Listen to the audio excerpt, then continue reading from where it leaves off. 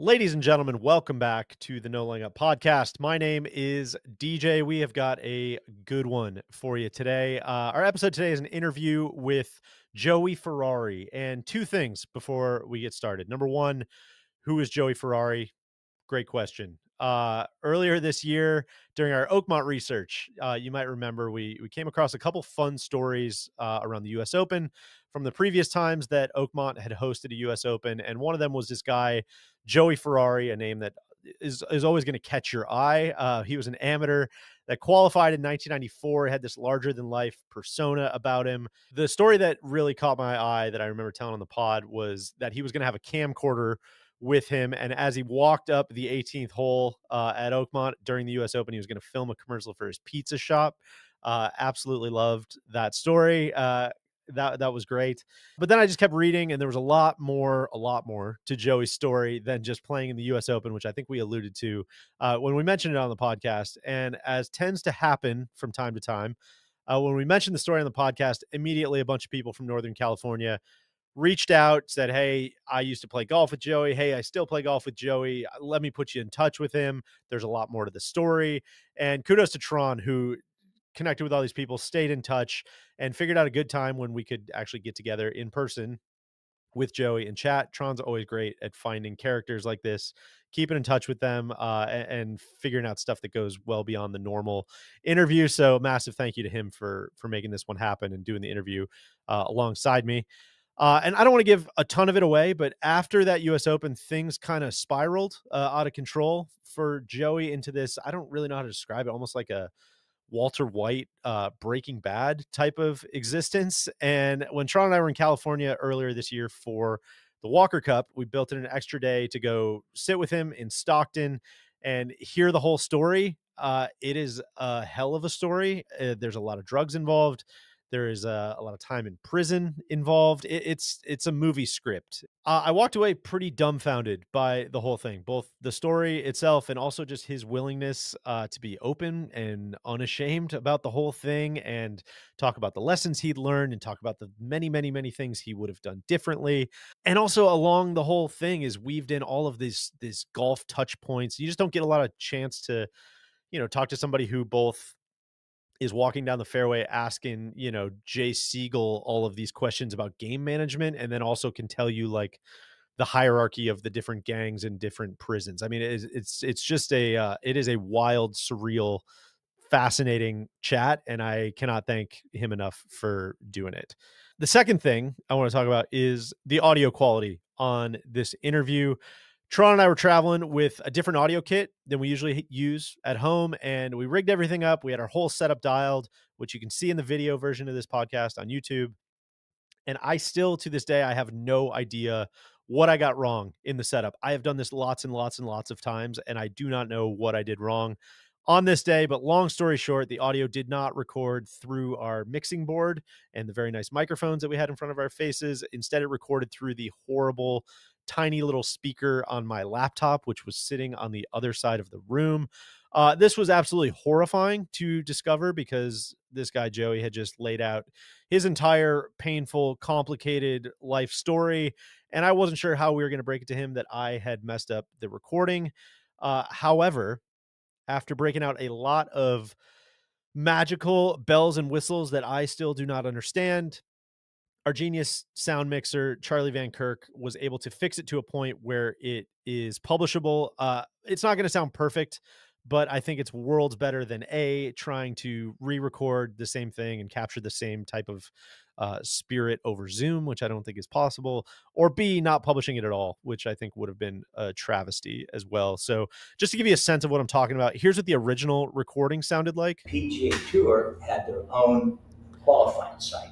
And here's what the edited version sounds like. The PGA Tour had their own qualifying site. Again, shocking. I have no idea how he got to that point, but kudos to Charlie. Thank you very, very, very much.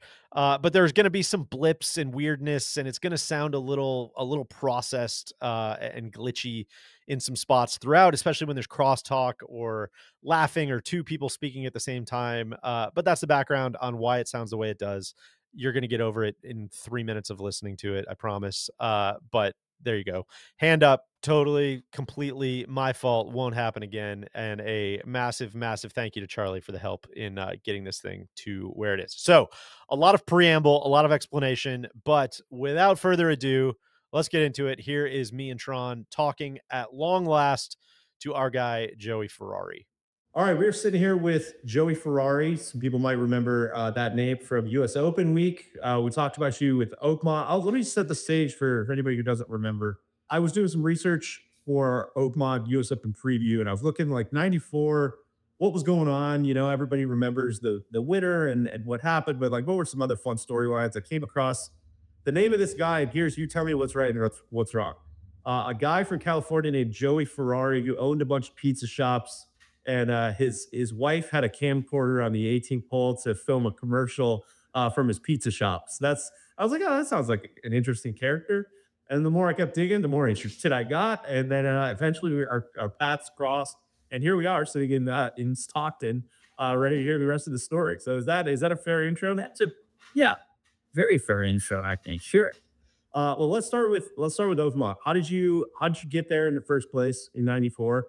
What was the pack qualifying, and what would you say sticks out to you most about that week?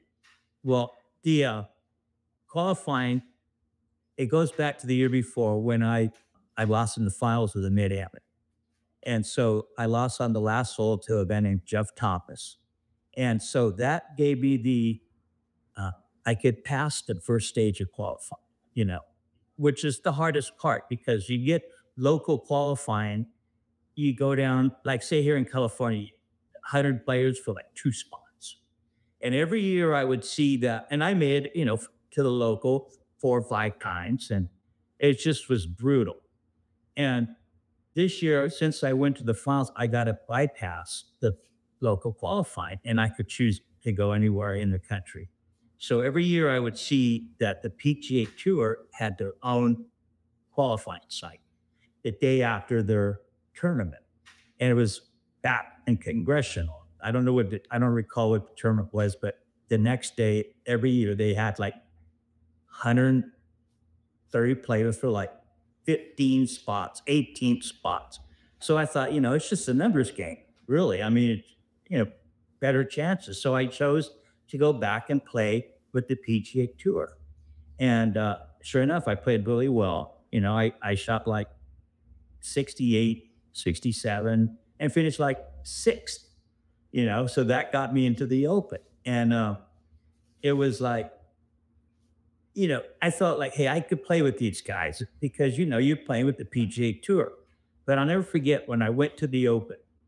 I'll never forget this. It's embedded in my brain. It's that first day when I went out on the practice range and I'm walking down the line and you see like Nick Faldo, Nick Price, Tom Watson, Jose Maria Olazabal. I mean, and you're just seeing these lasers just shooting down the fair. I thought, God, this is a whole different level. You saw white, at least I saw white. You see the same names at the top in these tournaments because there's a different level. I mean, the PGA, these guys are great players, no doubt.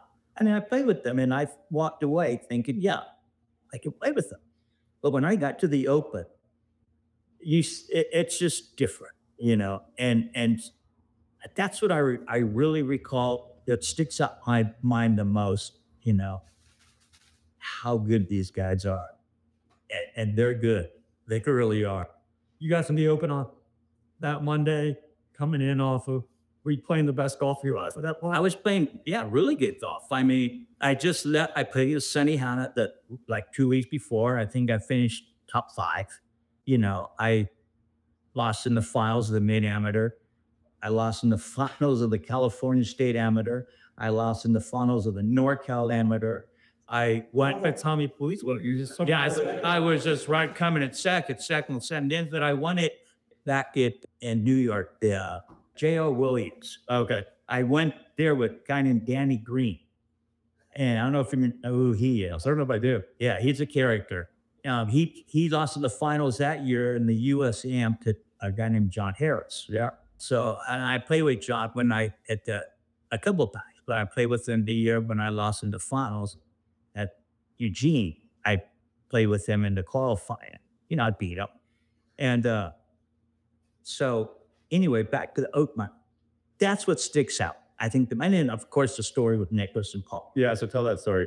So when I got there, the USGA, obviously I was playing really, really good golf. So I'll never forget, they came up to me and they said, Joey, you make the cup and you're on a Walker Cup team, pretty much. You're going to play in the Walker Cup. That's enough pressure in itself, you know what I mean? Because 95 is like with Tiger and Claudia Harrington and it was, but it was the least, worries because anyway, so when I get to, you go in and you sign up for practice rounds, you go in and you start signing the sheets. What do you want to play? And I think Monday I signed up to play with Nick Faldo. And Tuesday I chose Fuzzy Zeller and John Daly.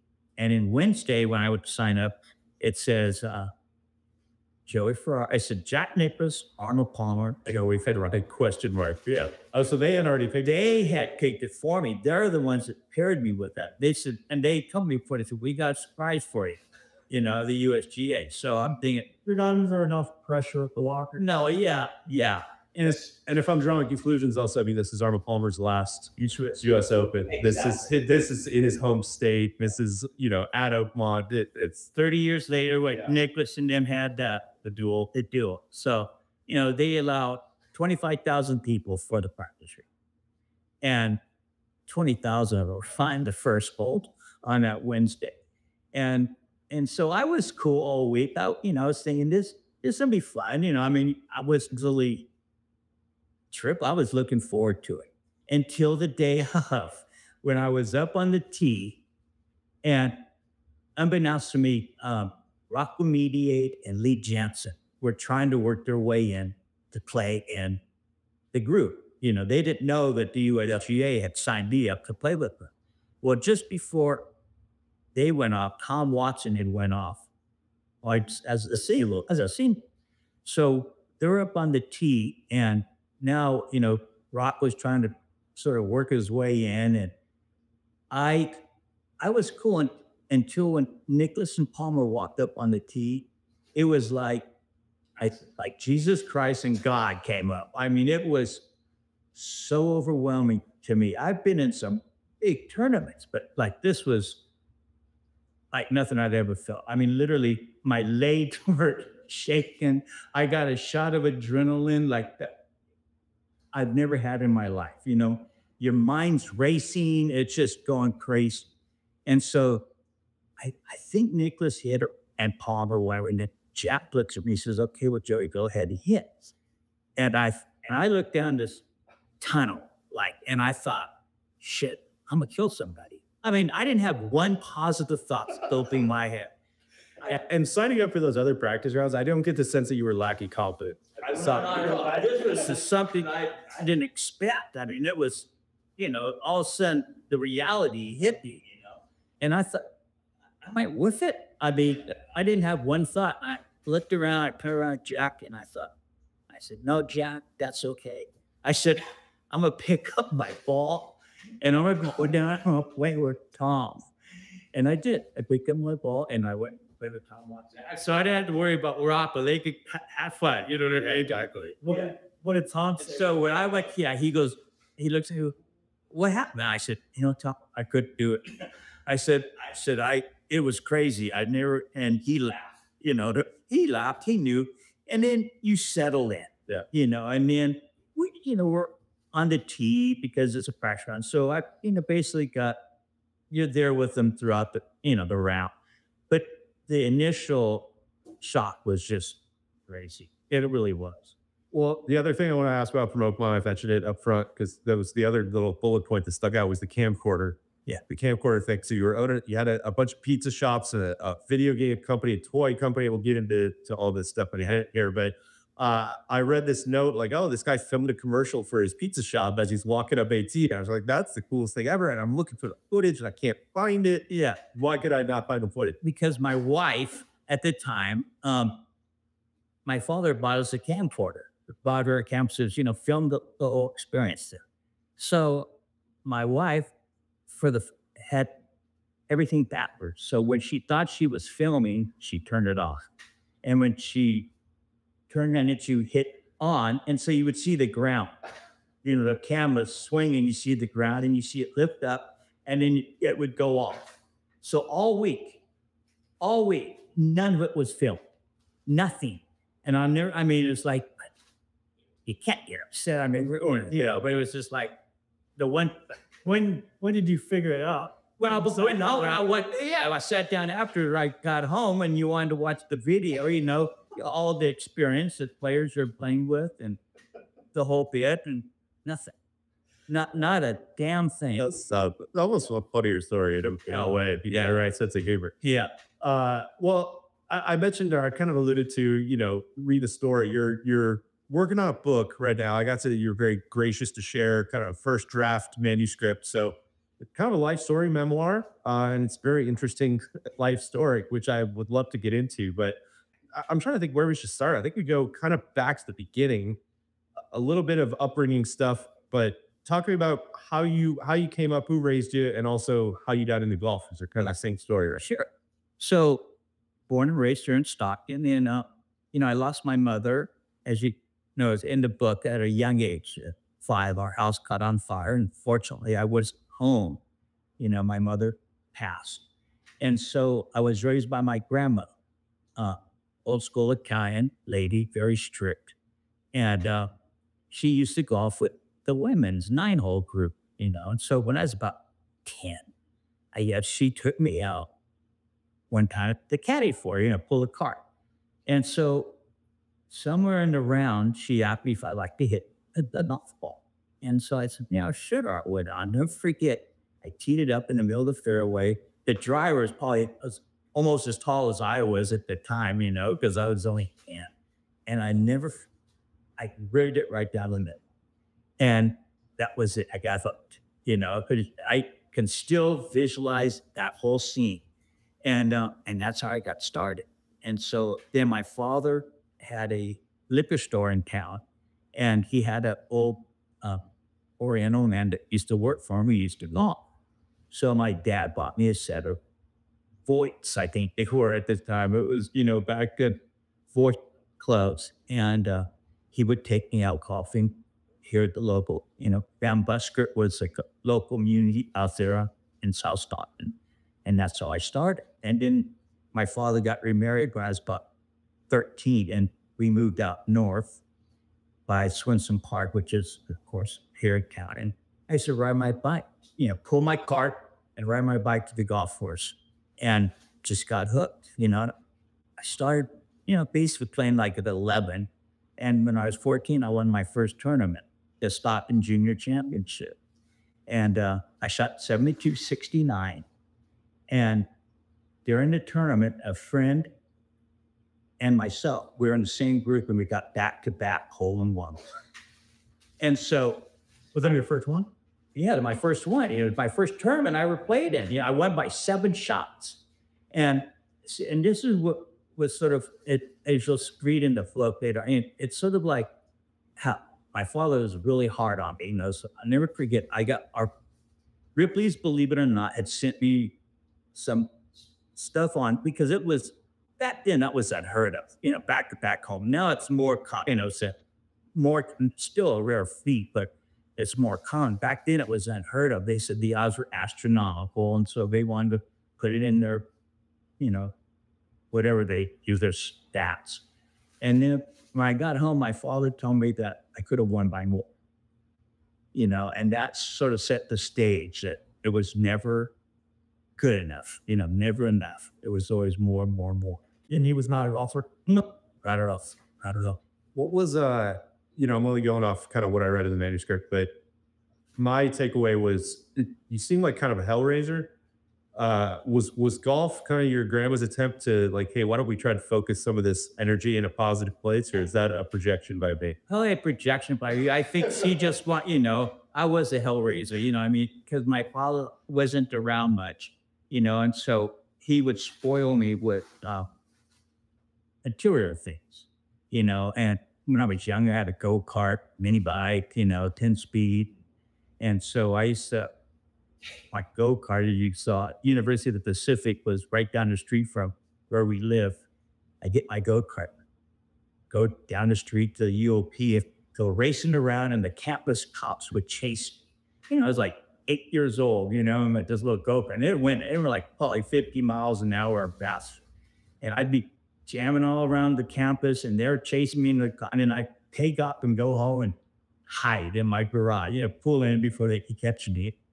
And that's just sort of how I just had that in me, that spirit of just having fun without, and I never got trouble, because that's, I think, what, as you read in the book, which leads to later on the decisions I made in life. I did have consequences for my actions. I just always sort of got away with things.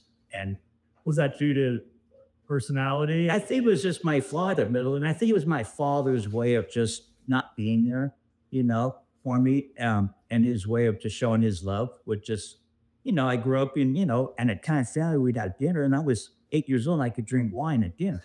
Yeah. I mean, how many, nowadays that would just be totally frowned upon, but in my household, it was okay. They wouldn't let me get drunk, but they pour me a little glass of wine and I can have some sips so I had no boundaries, I set my own boundaries. Everything in my world was okay to do, and I think it led to obviously the decisions I made later on in life, which, Well, yeah, let's talk about that a little bit. So, I guess parallel tracks are very interesting to me. That the golf career continues to progress and progress and progress because going from, a 12-year-old junior tournament to potentially a shoe sort of Walker Cup team, there's a lot of good golf. well, yeah. I mean, I played in the high school team and I won our sectional at state, Northern South sections when I was a junior in high school. And then I, was winning locally a lot of tournaments. I mean, at this stage, I've won well over 100 tournaments, but I just was, it was my passion. I didn't do it for anything. I was loved the game, and back then, you got a lot of notoriety because you're always in the paper. You're always, the accomplishments are always written about. And so we're talking 50 years ago, golf in college was a whole different kind of, not like it is today.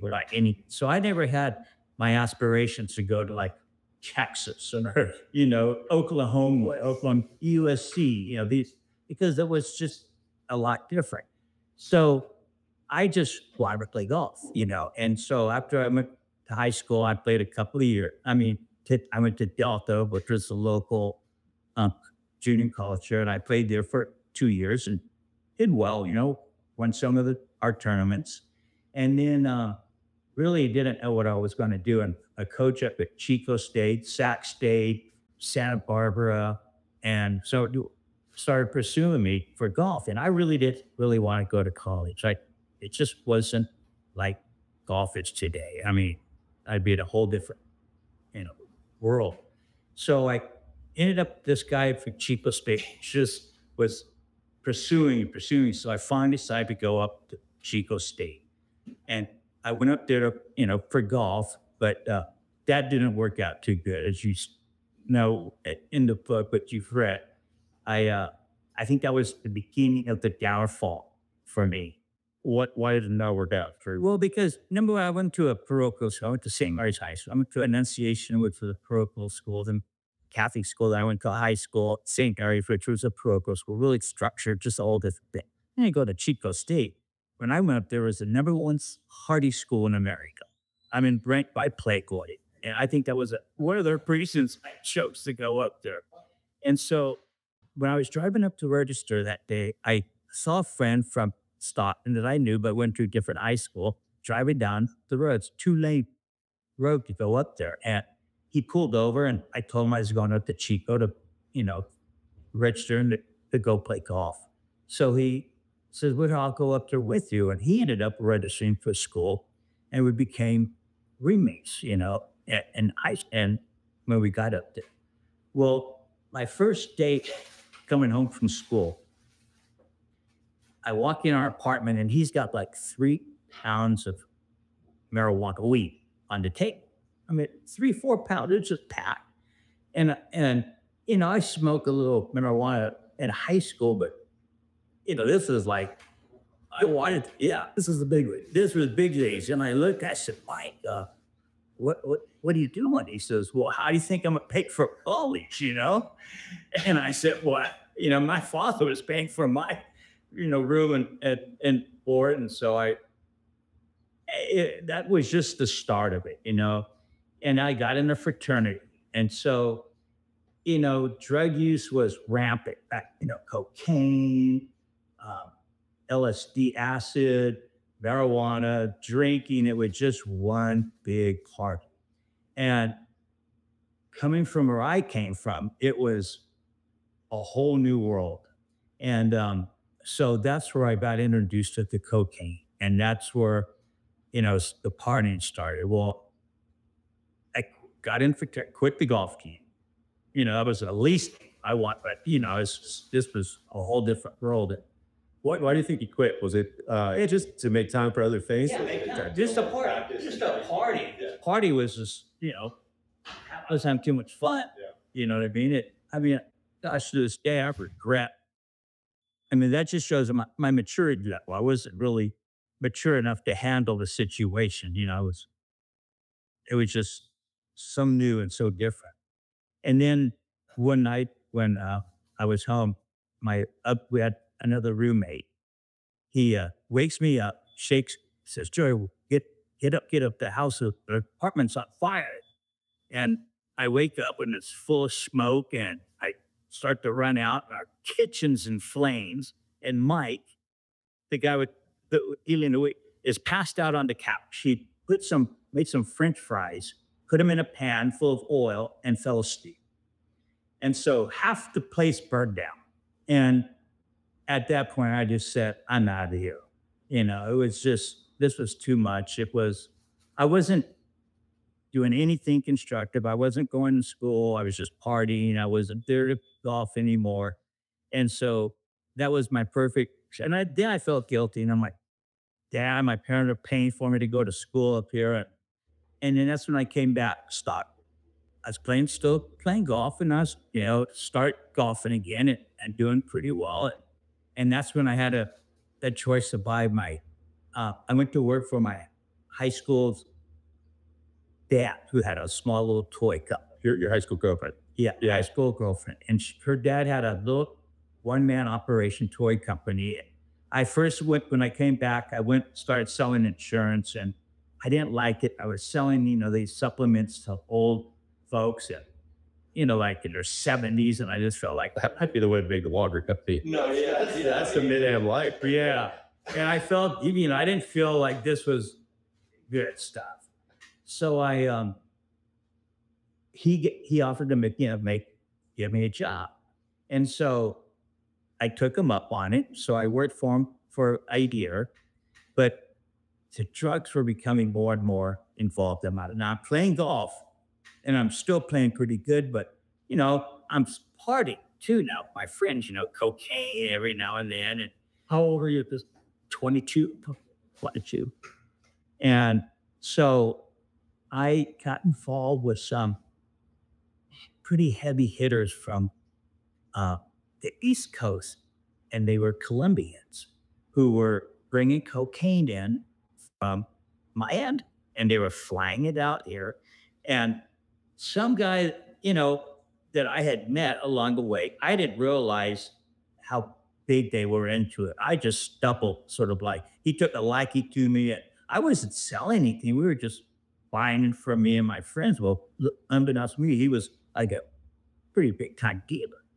So they offered me a job, and it was to go house sit for them when they would fly in from Miami with the trucks, and I would pick them up at the airport and then bring them back. And, they were not paying me, like, this was back in the early 80s, like 2,000, 1,500 a week.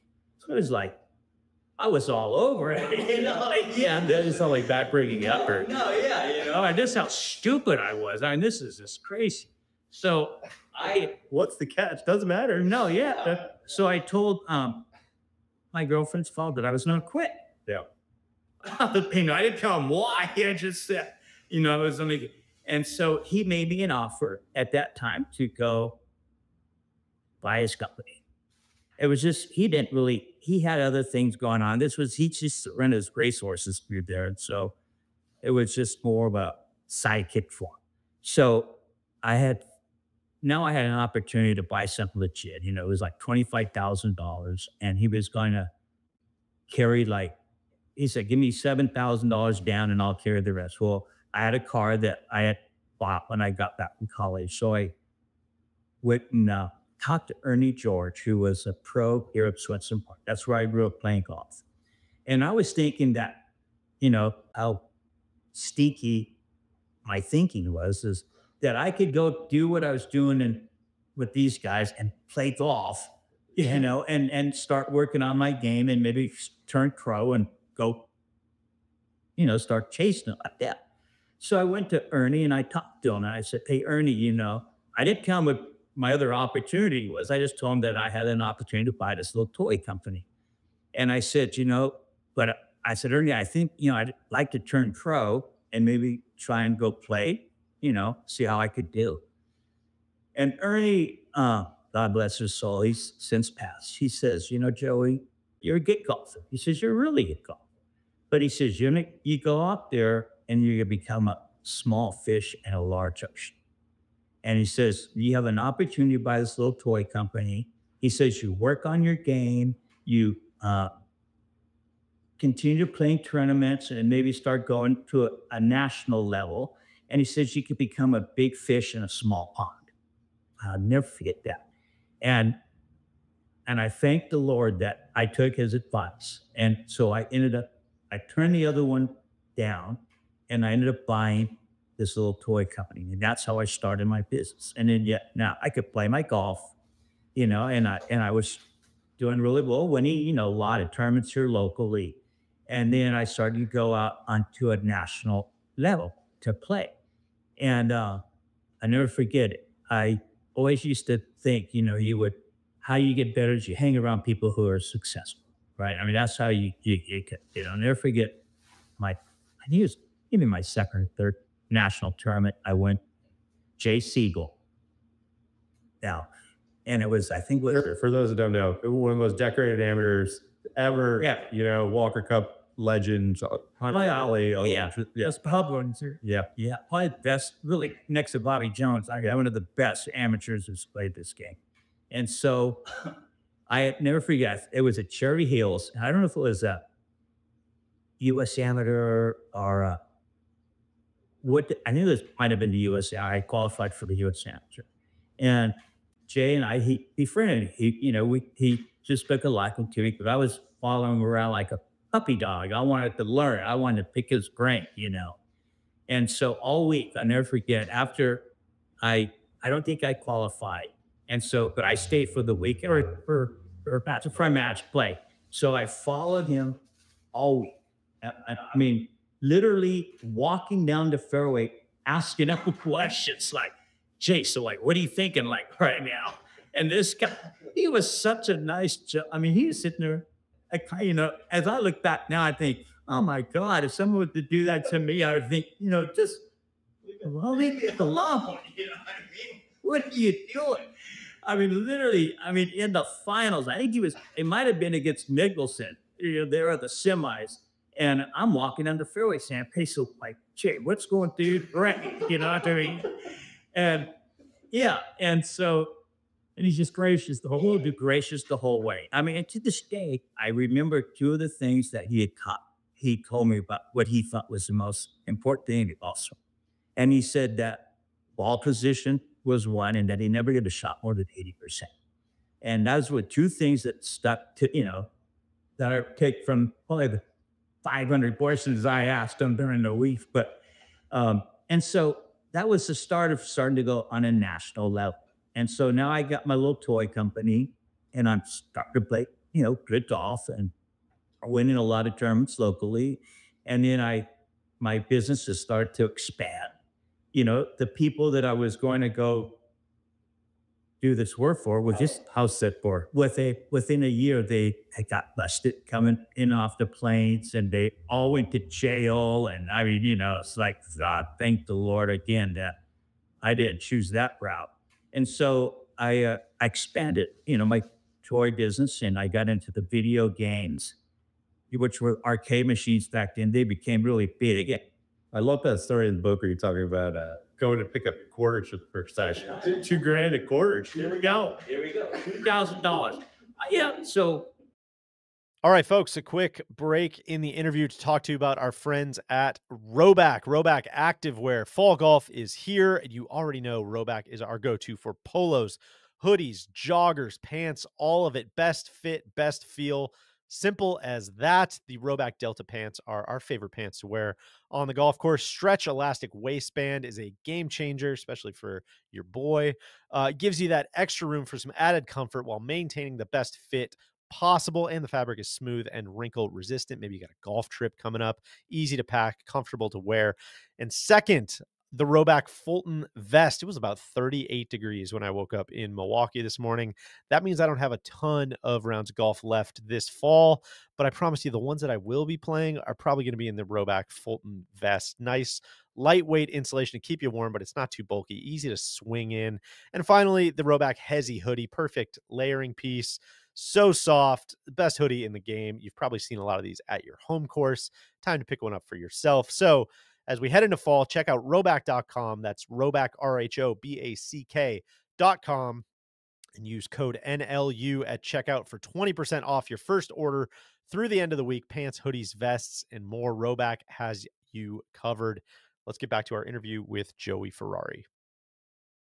I had, were you pretty clean at this point as far as? Yeah, but I mean, I'm still partying, but not like every day. I wasn't like a druggie, strung out on coke, but we would party, I'd do it a couple kinds of month, Without, as Dave's around, but was this fairly common in the golf circles in that time? Do you feel like something from the golf? Definitely definitely hiding some from the country club folks, but I was a successful businessman, I got married. I had 3 children and, a wife, and I had at this point, like say 5, 6, I had 3 pizza restaurants, toy company. I had a burrito shop, and these days, like a legit entrepreneur, and now which allowed me with it.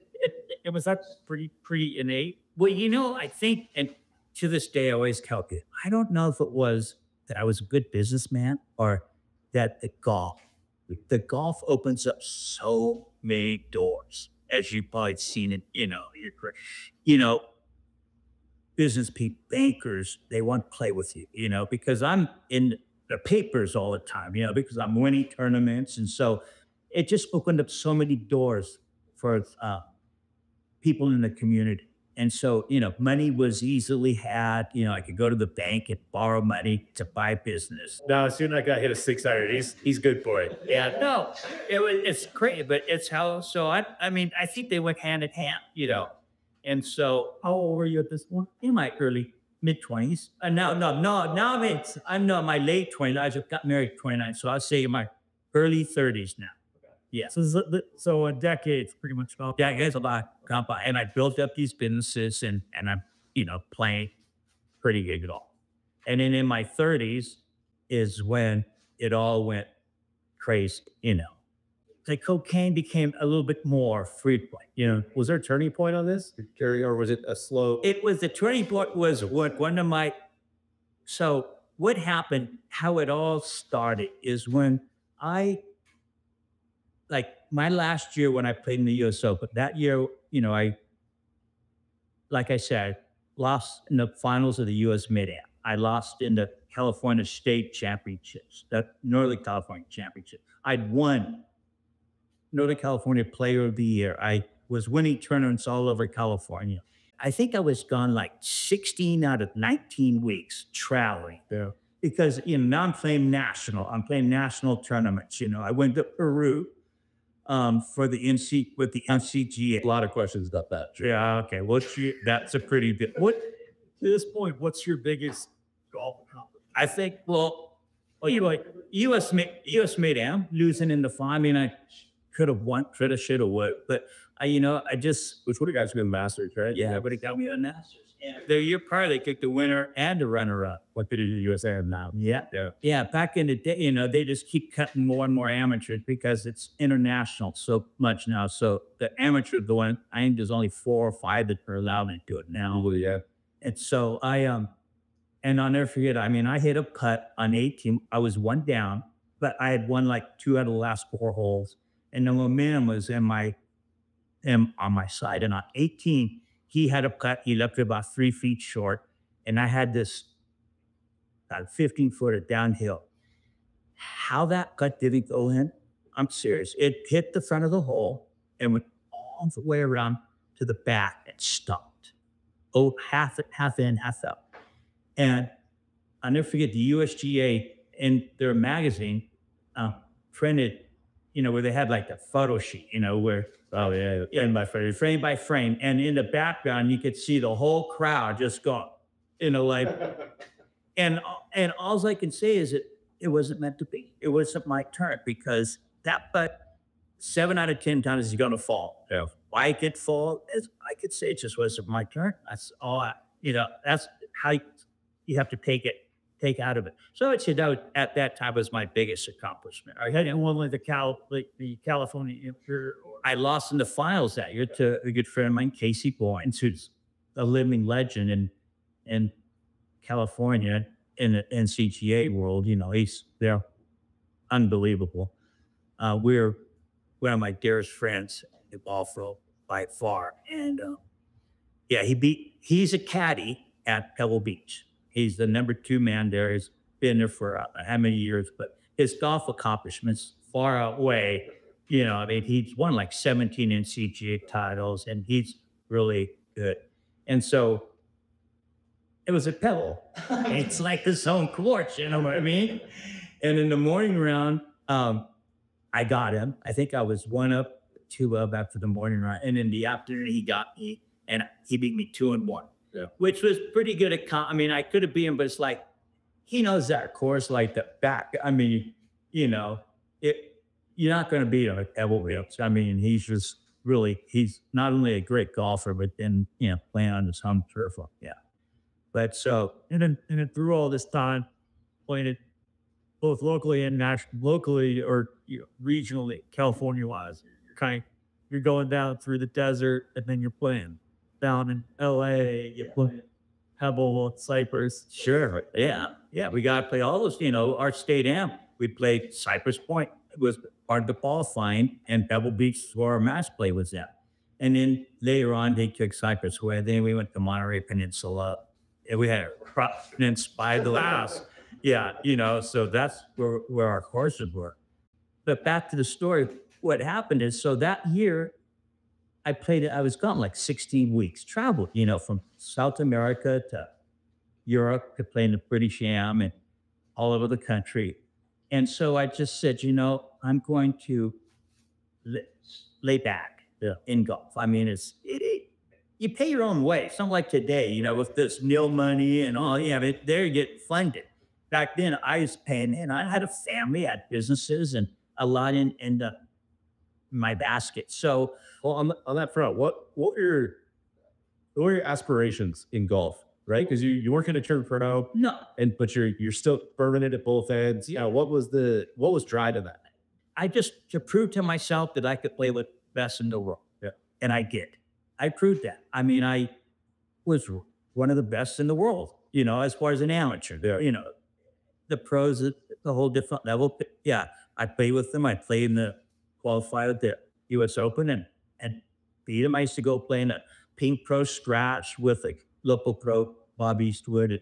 And, you get guys like Phil Mickelson, all them playing it. We finished like second 1 year, third another. So I could play with these guys. I knew that.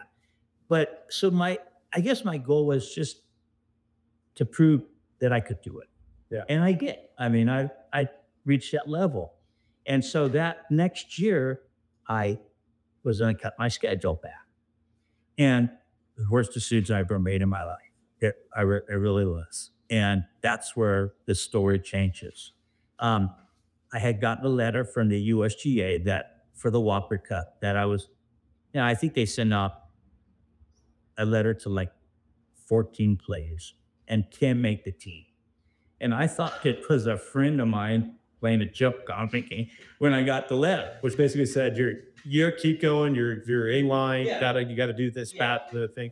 You got a good team. And so I thought it was a joke because back then, the West Coast, we didn't get very many players. I mean, yeah, kind of was, because that's when he was coming out. But it was an East Coast because all your big national tournaments were always on the East Coast, and that's where most of your Walker Cup team came from. So when I got that letter, I phoned up the USGA and I told them, hey, I just got this letter in that. I'll never forget. He said, Joey, you're pretty much a slam dunk because I had a pretty good year. And because I was just watching it this weekend and I saw some of the accomplishments that these kids have made. Obviously they're phenomenal golfers and they're great. But I had through the same tournament, Border Cup, East and Instant, yeah. And I thought, looking back, that I have, might stacked up as good as any of their, or they did. So, and he says, so what have you been playing? And I said, I haven't, because I said, wanting to cut back. He said, wow. He says, well, and how about if we get you into the Western Amateur, which was like the next week? So I haven't been playing much, and he said, would you go? I said, they Whopper Cup, of course, So they get me in a tournament. I fly out. I go play in the Western Am. I didn't play well enough. I don't even remember, but I don't, because they had different flights. And I don't remember how I did, but it wasn't good. And I just thought, screw this. I'm not going to now for the rest of the summer start chasing again. My game wasn't at the level that it should have been. And that's probably the biggest regret that I ever had, And the second one is because when I laid off the golf, my time, I had more time. Golf was always my, escape. I worked hard, and like I said, the cocaine was always part of it. That was my escape. I didn't go to bars. I didn't hang out drinking, my escape would be cocaine. I would, every couple of weeks, would go and just sort of veg out. Well, the year that I quit playing, a good friend of mine named Gildy, we're still good friends to this day, introduced me to meth. What was the sales pitch? Because he said, because he was a kid I introduced to Coach when I came back from Chico, because we're best buddies since high school. To this day, we're still best friends. And his pitch was he went crazy on the cocaine too, but worse than I did. He was doing it all the time. And his wife got wind of it and she was, fed up. And so Billy came across meth. And his sales pitch was, Joey, you don't chase it like the cocaine. It's just, you could do a line and just get your wire all day. That was his sales pitch. And I'll never forget when we drove up the day he took me to his connection. He looks at me, he goes, I don't know if I'm doing you an injustice or just, and to this day I tell you, son of a gun, you give me it. Yeah. And we can laugh about it now. And so he introduces me to this meth. And so I start doing it. Here's the difference. You're doing it every day. It's like coffee. All it does is just sort of wires you up. But, cocaine, you chase it. You get that initial rush of euphoria, and then you just chase it more and more.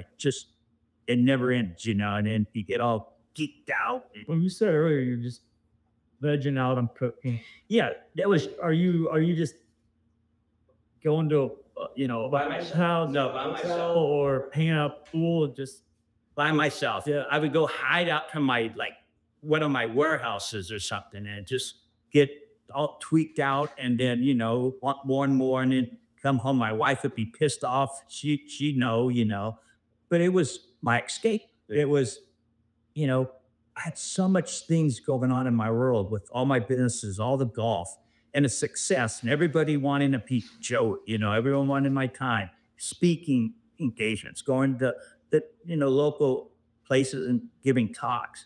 And it was just my escape. It feels like, again, this might be the bad projection, FIB, but it feels like your personality is it's a gift and a curse. Yo, In a definitely. lot of these Oh, stories, no, yeah. is it feels like you connect with people. I can feel it as we're doing this podcast immediately. It's like you're just very easy to talk to. You're a guy that like I can imagine in the best of times that can lead to the most unbelievable, the bank loans, the all the things you're talking about, and in the worst of times, I could see how that will get you into trouble as well. Yeah. And it did, I mean, like the story, like South America. Oh, yeah, all right. Let's go there. So we're playing. This is the South America Amateur Championship, guys. Yes.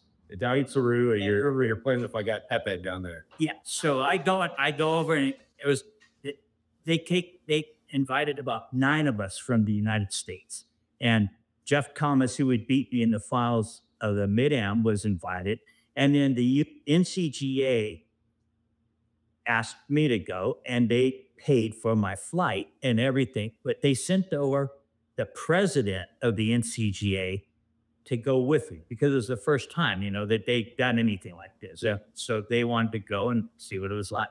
So on the flight over, the president, I his name, it was like a 15-hour flight. So he had Xanax. And so he gives me like 4 or 5 of them, so I'll just take this and if you can sleep and, it'd be, well, I didn't take it. I kept, like 5 or 6 of them. So I'm going to South America and to play golf in their championship. And I'm thinking, Peruvian flake, cocaine. That's what I had on my brain going over there.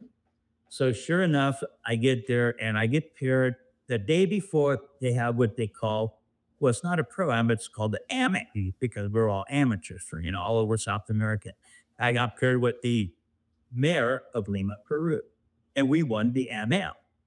And so the next day, I get paired with his son, who's on the Peruvian.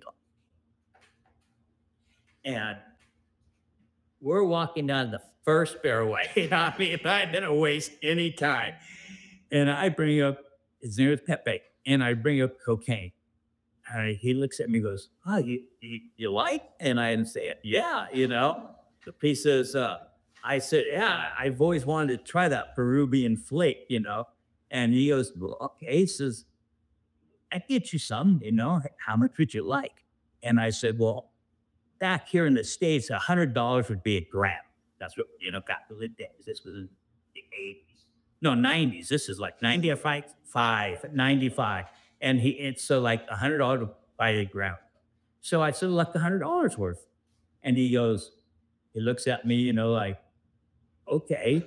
And I'm thinking, that something's not right here. So I said, well, that bait, how much is it like? $100 worth. He goes, 10 grams, pure Peruvian flake. So I'm thinking, no. I said, I just want to try a little bit, And so I called Jeff Thomas because he's smoked weed. He loved smoked weed because we became friends after the Mid-Amateur Championship.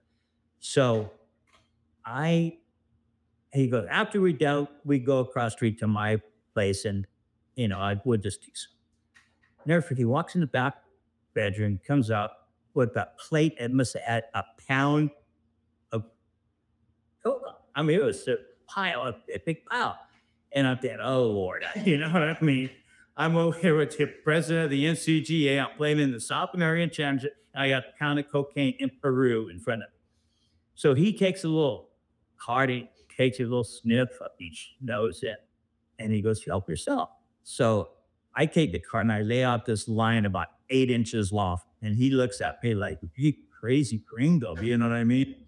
I'm not thinking, I just think it's normal. So I snort this line up, and like a minute later, my face is numb. I'm so wired. It's just like, this is like nothing I've ever, like the first tee at the youth. So I'm just jacked out of my mind, and you're chasing that. Oh, yeah. Yeah. And so every day after our round, we go over to Pepe's and start coke. And I go back and I eat a Xanax at night that will wake up, yeah, and go to sleep. And I want to turn it by 7 shots, by 7 shots. And so, if I could go game it off, no, because I would sleep. Yeah, if I didn't sleep, that probably, yeah, of course, but that Xanax was the same. You ever intersect? You ever play around? No, I never played on coke, you know.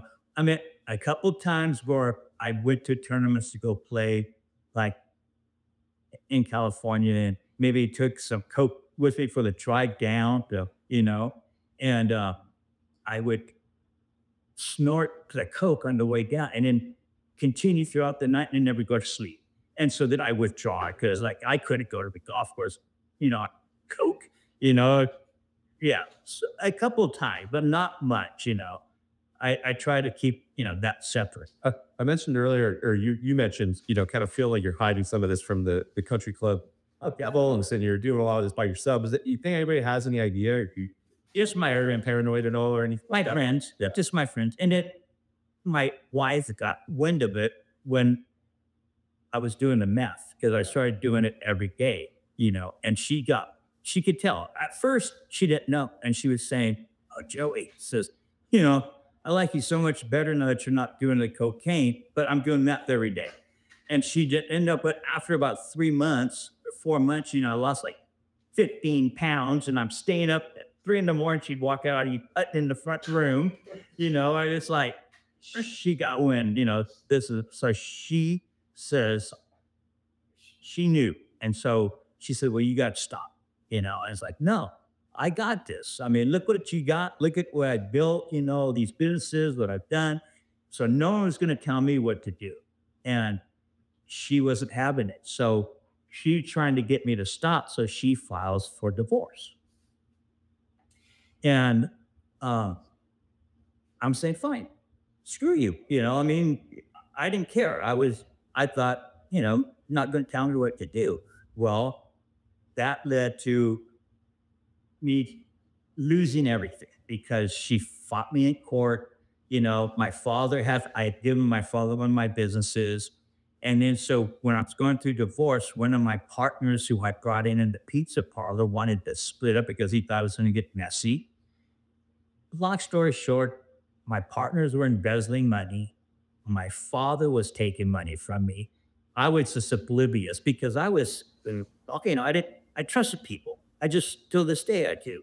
And so it just led to a demise. And so within 2 years, I lost everything I built. And now I lose my house. I lost my children. My wife's still filing for a divorce, trying to get me to sober up, basically, is what she's trying to get me to do. And I'm fighting the world. You know, I'm mad at the world. You know, screw everybody. Look what I've done. Look what I've given everybody. This is what you're doing to me. That's how screwed up my thinking was. Were you playing any golf at this point? No. No. I mean, a little bit, but you know, yeah, I mean, I guess I was going out and playing, but you know, I mean, you're on meth, you know, so I was playing league tournaments. I think my last tournament I played in was with Casey. We went to NCGA 4-ball and at Spyglass for our second time. And then after that, it just sort of, you know, I'm in the midst of a divorce and it just things were spiraling out of control. And so I ended up living in a storage unit because I lost everything. My kids were taken from me. The courts are trying to, you know, you're out of control. I mean, you know, you're doing drugs every day. And I still was fighting the system. No one's going to tell me what to do.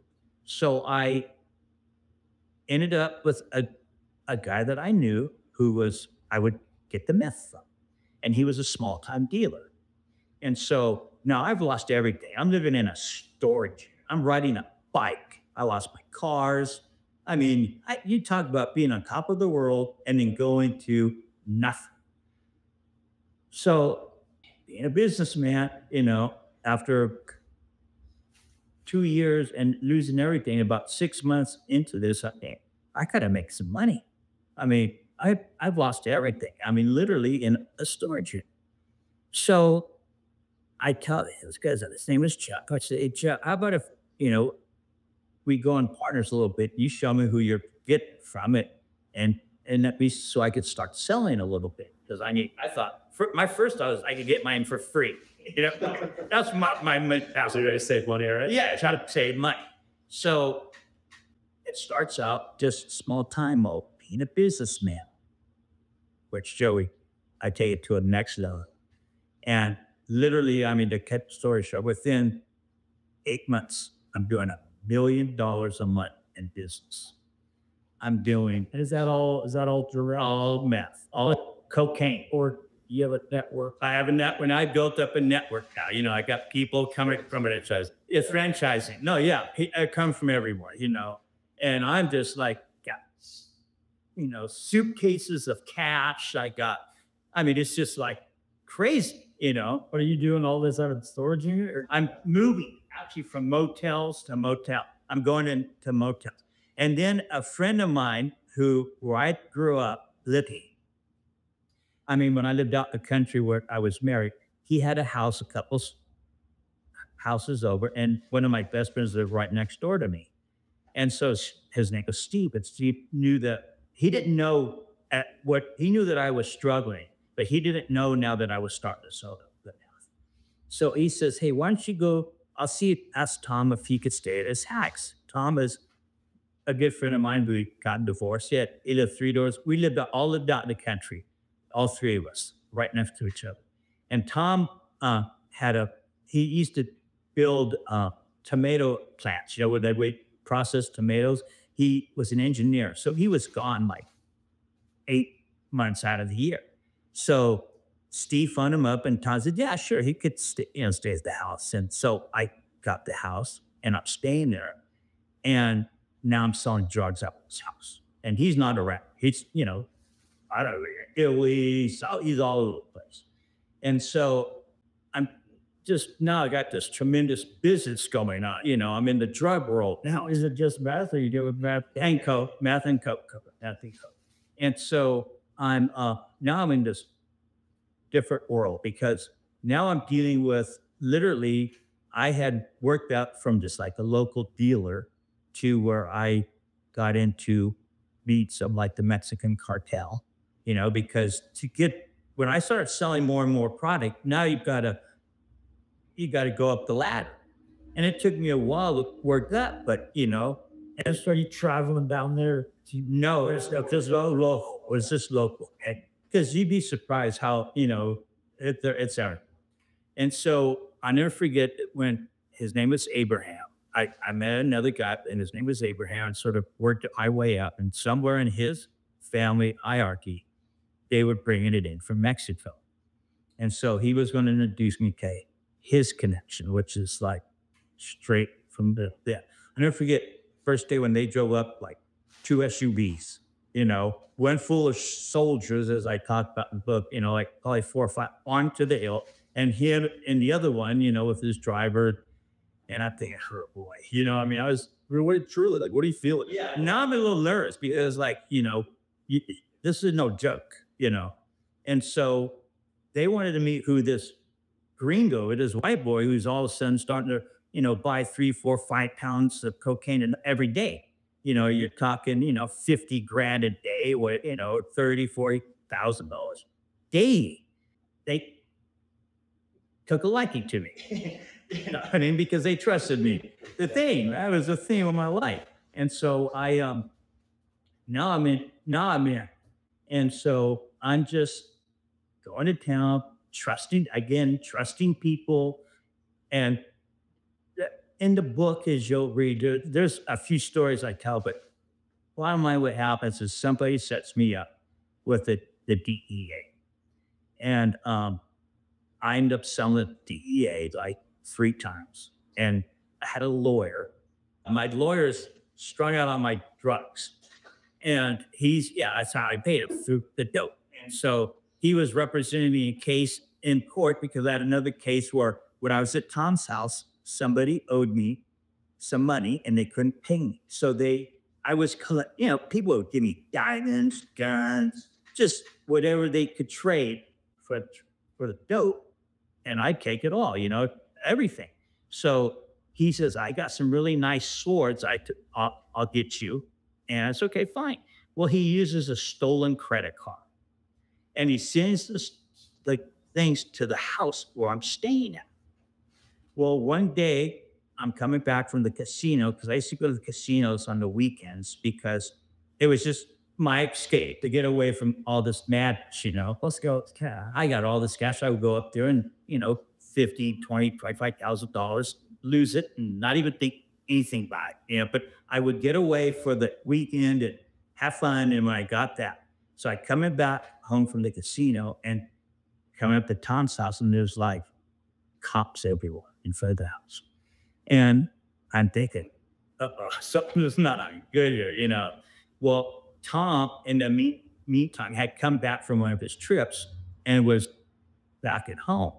He had no idea what I'm doing, but when the cops came, they told him, "Hey, we have, someone, Joey Ferrari. We're trying to find him because stolen credit card was used, so forth and so on." And he says, "Well, he stays here with me. His room's right down there." So he lets him in, and they go to the room and they find guns, a silencer, stolen property, the whole bit. So now I'm on the run because now they're trying to find me. And So you weren't there during that. You got tipped off. I got tipped when I drove home. I saw the girl that I was dating at the time. I went somewhere else. I told her, I said, "Hey, you have to go to the house and see what's going on." I'm not going. You go. And so she's okay, So she goes to the house, and about an hour later, I don't hear her. So I phone up the house, and someone answers the phone, and it's not Tom, and it's not Misty, was her name. And I said, "Is Misty there?" And he goes, "Is this Joey?" I said, "Yeah." And he goes, "Well, this is Detective so-and-so." He says, "Why don't you come on?" He said, "We need to talk." And I said, "Well, is Misty there?" And he goes, "That doesn't matter. You need to come talk to us." I said, "Well, let me call you back," and I hang up. And then about 15 minutes later, I'm talking to the people I'm with, and I phone back. And I said, up half an hour. I said, he answers the phone again. He says, "You got to come talk to us." I said, "Well, is Missy there?" And he goes, "No, she's not." I said, "Well, where is she?" He goes, "Well, she's been arrested." I said, "For what?" He says, "Stolen property to start off with, guns." And he's going on it. And he says, so I hang up, and I phoned the jail, Lodi jail, and sure enough, she was getting booked in. So I ended up sending someone, and I bailed her out. And now I'm sort of on the run. And I had a court date from a ticket that I had, and I had to go to court with Gerald. And I think I tell the story about the Porsche and drugs, another story. And when I go to the court, I get arrested because they're waiting for me. And so that's what started. At that point, it didn't even occur to you that, hey, I'm a fugitive from the law. I'm on the run. I probably shouldn't go to this court date.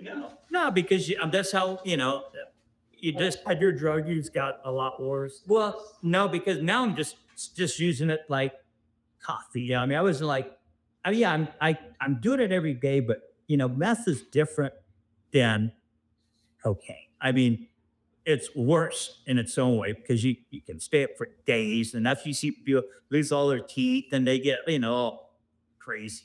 Well, I would sleep every night, and it was just but it became the social thing because I'm the dealer, so people just doing it with them because they're coming and buying product. And so that's what really it was the downfall. I mean, here I am, doing $1 million a month in methamphetamine, and I'm, wanted by the law. And now they got cases because I got guns, and they set me up. That's where they found one of my people I was selling. He got in trouble for something. And he said, "Well, I'll take you to the big fish. I'll take you to the big fish." And so he sets me up with the DEA. And then I sold this guy the first time. I just, you get a feed, something's not right. And I'll never forget, I found this kid who His name was Eric. I said, "Hey, Eric, this John guy," I said, something's, he said, no, he's cool. I know him from Sacramento. He just lied to me. And so I said, okay, as long as you're vouching for him. Well, second time, he comes back in like a week and buys like a bigger amount, a quarter pound. Sells to him, no problem. Third week comes and wants a half pound. I sell it to her, and he calls me out and he goes, "Hey, I took it to my people in Gulf, which is a little town up the road here." And he said, they all loved it. I'm thinking, Gulf's a small little town, and I pretty much control this area now, you know what I mean? And I know that this is a bullshit story. So I phoned up my attorney, and I said, "Hey, Harold," I said, "I think I sold a cop, undercover cop." And he's so stupid. I mean, this guy, not really. He goes, "Well, just don't sell them no more, Well, thanks for the great advice, you know what I mean?" So, and I did. I cut him off because he saw me back the next week that you wanted a pound. And so I knew you just go bam, bam, bam, too fast, too soon. So what they do is they follow you like with the mafia, whatever, they build their case, so they follow you for months at license plates, where you're going, building their case. They already had them, but now they want to see the whole surrounding, who's who, what's going on. And about 2.5 months later, the girl that I was dating used to say, she goes, "You're being followed," and I think, "Oh, you're just paranoid, right? You're paranoid." Nah, it's not.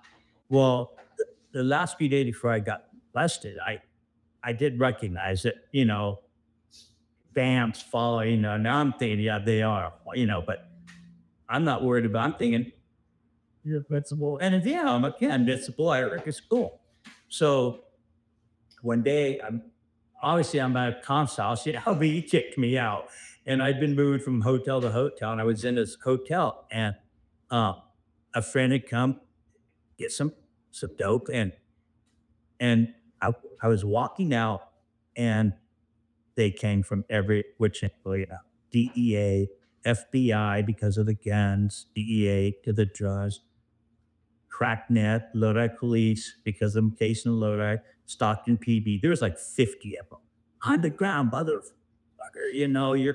And guns pointed at my head, and that was it. And that was done. Now I'm going to federal prison, and that's how old are you? I was 50, maybe. No, I'm sorry. I got out when I was 53. I did a change. So like 43. This is like 5 years out. 5 years after the USO. 6, 7 years after the USO. But the drug dealing was really sort of short term. It was only like a little over 2 years. But I just expanded like crazy. That was my mentality. No consequences from my actions. I could do what I want and not worry about it. And whatever I did to an extreme. I just would go overboard. If it was my golf, if it was cocaine, if it was now drug, I'm a drug dealer. And I'm not a drug dealer, but yet I am. You know what I mean? I really didn't know. Because believe me, you're dealing with some unsavory characters. I was in a whole different, you go from country clubs, and bankers, and a whole different class too. I got taken out in the field with guns to my head and robbed and beat for my stash, and choked out. I thought, trying to kill me. I didn't know, but choked out and left out in, miles from town, and waking up in the middle of the field, and it's a whole different world. Do you ever let yourself, how do you square those two things in your head, right? Like you just said, I'm a drug dealer, but I'm not, but I am. Yeah. Now, do those two things ever read up, or is it? Why did it yield to you? At the time, I wasn't recognizing the severity of what I was doing. And I thought, shit, this is just like another, the next day. The next day. Yeah. And that's, the thinking, how, distorted you get with it. It was just like another business. And I wasn't, till later on when you're in prison and you're in federal prison, you recognize how stupid the thinking was, how the whole thing was just crazy. Folks, one more break in the action here to talk to you about our friends at The Stack. We've got the No Laying Up Club Championship this week, and I am going to be relying on some of the work I've been doing with Stack wedges. I got to take advantage of those scoring opportunities. That is what Stack Wedges helps me do. Help dial in your numbers. You know, is it 75 or is it 80? There's a big difference between those things. You don't want to be hitting it over the green. You don't want to be coming up short in the bunker. Get your numbers dialed with Stack Wedges. And we've talked a lot on this podcast about the heads up putting phenomenon that's sweeping the nation. Go get some actionable data. Figure out if you're better heads up or heads down, or if you're better with the claw, or if you're better with the saw, or putting cross-handed. Start putting some numbers to these different approaches with Stack putting. It is the best way to practice the putts that matter and gather information about different putting methods you may be trying. And of course, we didn't even mention it on this time, but the claim to fame, the Stack distance stuff. Go get some speed, man. Like I mentioned, the weather is turning here. It's going to be very quickly time to get in the garage and get that speed built back up over the winter. Get ready for a big spring. I'm going to do all that with the Stack System. Go to thestacksystem.com/NLU. Use code no laying up for 10% off the Stack bundle. That is thestacksystem.com/NLU. Code no laying up for 10% off the Stack bundle. Go get faster, get better at hitting wedges, go get better at putting. A lot of things you can do to improve with the Stack. Now let's get back to our interview with Joey Ferrari. Do you remember the cold bucket of water hitting you on that realization? What was this moment? The moment, because when I got transferred, I fought my case in Sacramento, the federal emphasis Lawyer or to get a new lawyer? Same lawyer? Oh, no, he was gone. What happened, and this is part of this, I mean, really, I've been lucky my whole life. I mean, really, in many ways, I've been really blessed. So when I was staying at this last hotel where they raided me at, the girl I was dating at the time, one night had taken like a pound of meth and like $30,000 in cash. She was mad at me and went to Modesto to go party. And I came home and saw, like that she had done it. So I phoned up Gerald, the attorney who's, strung out on my stuff, and told him what was happening. I said, Gerald, I need another room. And see, so he came and put the room in his name, rents a room for me. And we went upstairs and I took all the stuff I had in that with guns, stolen automatic weapons, dope, cash, just diamonds. I mean, literally, I had probably $100,000 in diamonds. And we moved it all into another room. And lo and behold, a week later is when I got raped. Now, they had a search warrant for the room that I had been in, right? Missy checked out because she came back and saw that the room was cleaned out. She went somewhere I didn't know at the time. I was done. I was done with her.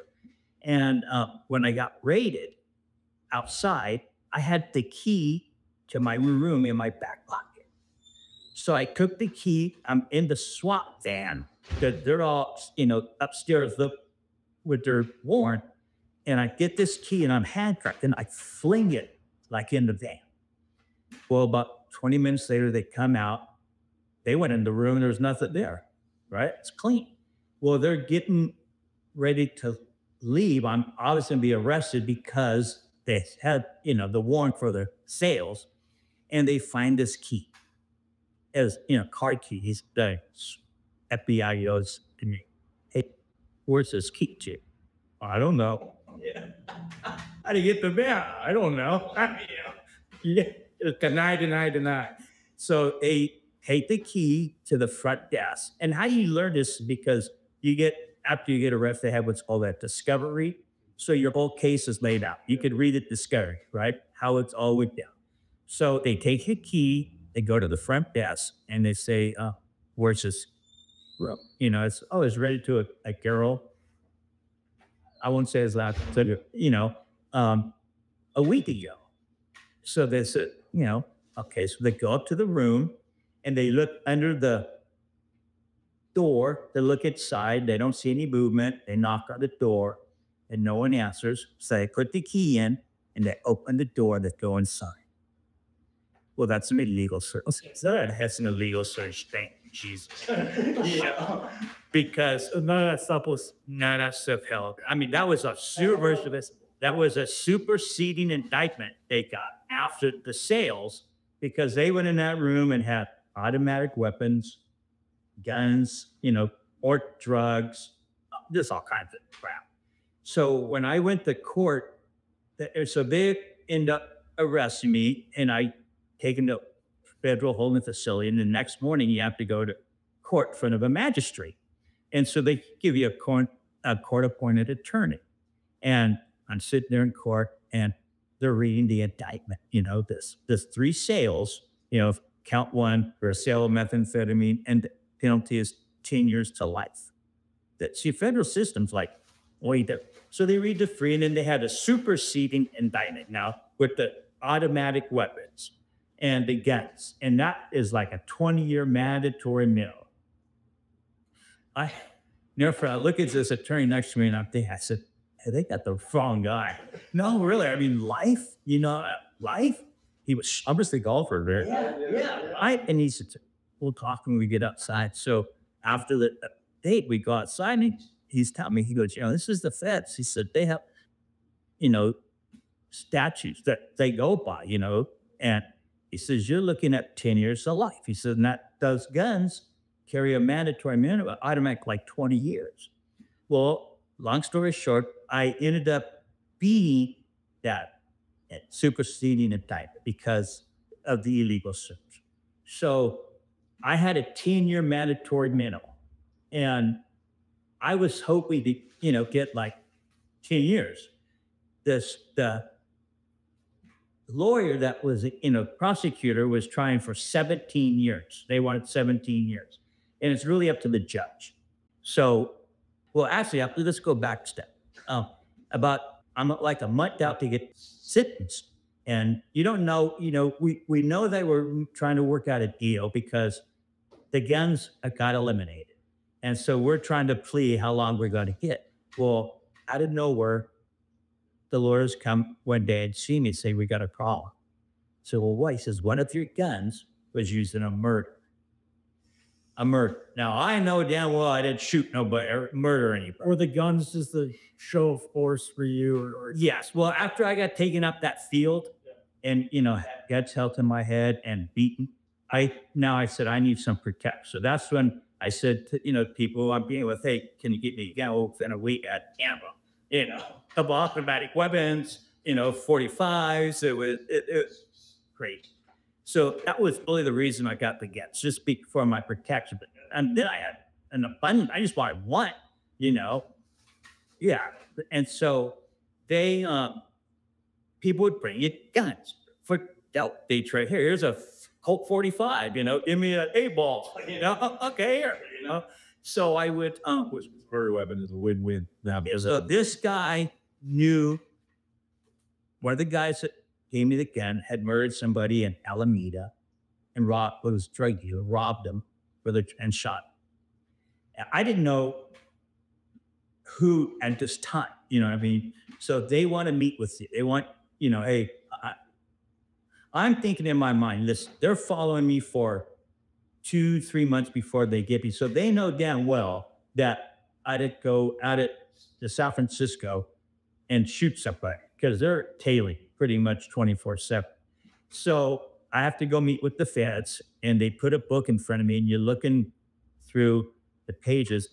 I see the guy, and I said, they just want you to identify it because now I know they got it already, but they want me to want to go testify against them, and I'm not doing that. I mean, I'm thinking at this point, they have this guy. They're, you have to think sort of quickly. And I'm saying, I don't know. I said, I see a few people, but I said, I don't know who gave me that gun. I mean, because I like 10 of them, as you guys know. I have, quite a few guns.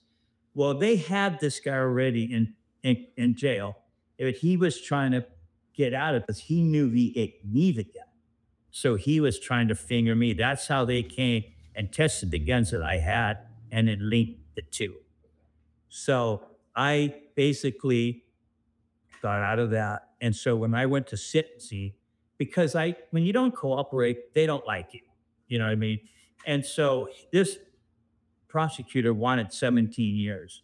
And it's really up to the judge. He was, I think, 15 to 17. Well, the judge ended up giving me 12 years. The only way you get under the mandatory minimum is if you cooperate. If you go in and you start snitching, you know, and I was about to do that. I mean, I did that stuff.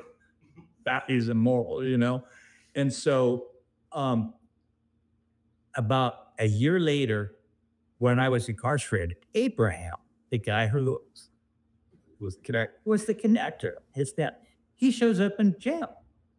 And now I'm an orderly, and I'll never forget, I could go from pod to pod. And so I went over and I saw Abraham. I said, Abraham, what's going on? So Joe, they got me. You know what I mean? And I had known, because when I had got arrested, the girl that I was dating, when she visited me, she'd say, hey, Abraham wants all your connections, because I mean, I was making a lot of money for him. Land grab. Yeah. And I said, tell them, don't be stupid. They know everything. They know everything. They have license plates. They have pictures. Just tell them, stop. Well, he wouldn't. You know, he tried to keep the business done. Well, they got him. They busted. So he's all pissed off at his family, because he's saying now they're abetting him, you know, and so welcome to, to the real world here. Well, after when we got sentenced, and I'm going down to where I have to go Lomco, because where I got sentenced, on the bus, lo and behold, Abraham's on there with me. And so I sit next to Abraham, and we're sitting there talking, counting stories, having good old times. We get down to San Bernardino, which is a holding facility, and then they ship you out to wherever you're going. And so when we go in, you get interviewed by the police, about your case and everything. I said, hey, is there any chance I can get Abraham as my bunkmate to, get shipped out? And he says, no, you can't. I said, why? He says, he's a separatee in your case. He's testified against you. Oh, yeah. So he got himself out of his 10-year mandatory minimum. He got like 7 years or 6 years. And he told on me everything, So he went in. So last time I ever saw him, he went east somewhere, and then I went to Lompo. And you say, when did it hit me? That's when it hit me, when we left San Bernardino, and then I was going to prison for the first time. I mean, county jail is bad enough, but now you're going to prison.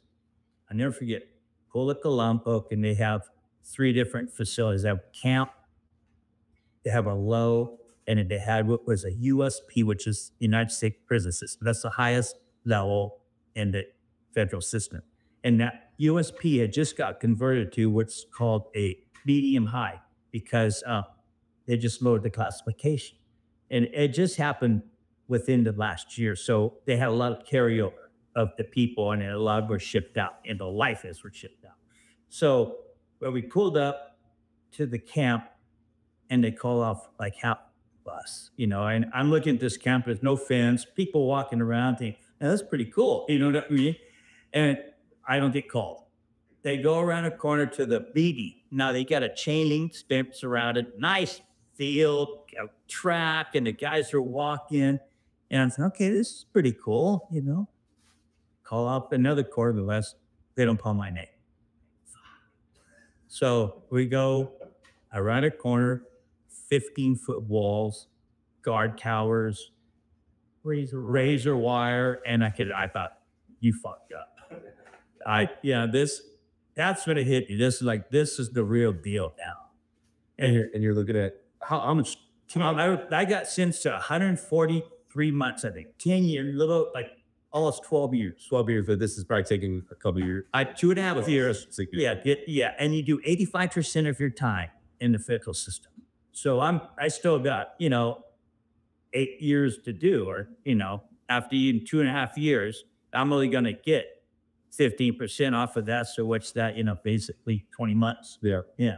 And so I never forget. So you go in and you get checked in and, get processed and they give you your bedroll. And you go and they tell you where your location is. I never walk in and see 2 levels.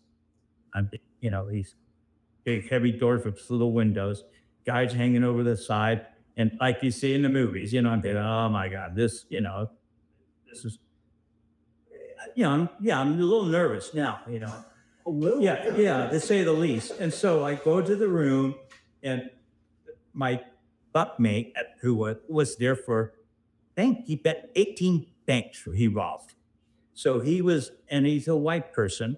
And so not within an hour, a couple of guys come to my door and they come in and they introduce, the white boys and they say, hey, Cal, what are you here for? What's your charges? Because they want to know, first of all, if you're a child molester, they call it child not related. If you're a rapist, something like, that bad news, or snitch. And so they want to see your paperwork. I said, hey, I just got here. My paperwork will follow me. I'm here for drugs. I got sentenced to like 12 years. So they know that I'm not under the mandatory minimum. If you're under the mandatory minimum, They're right.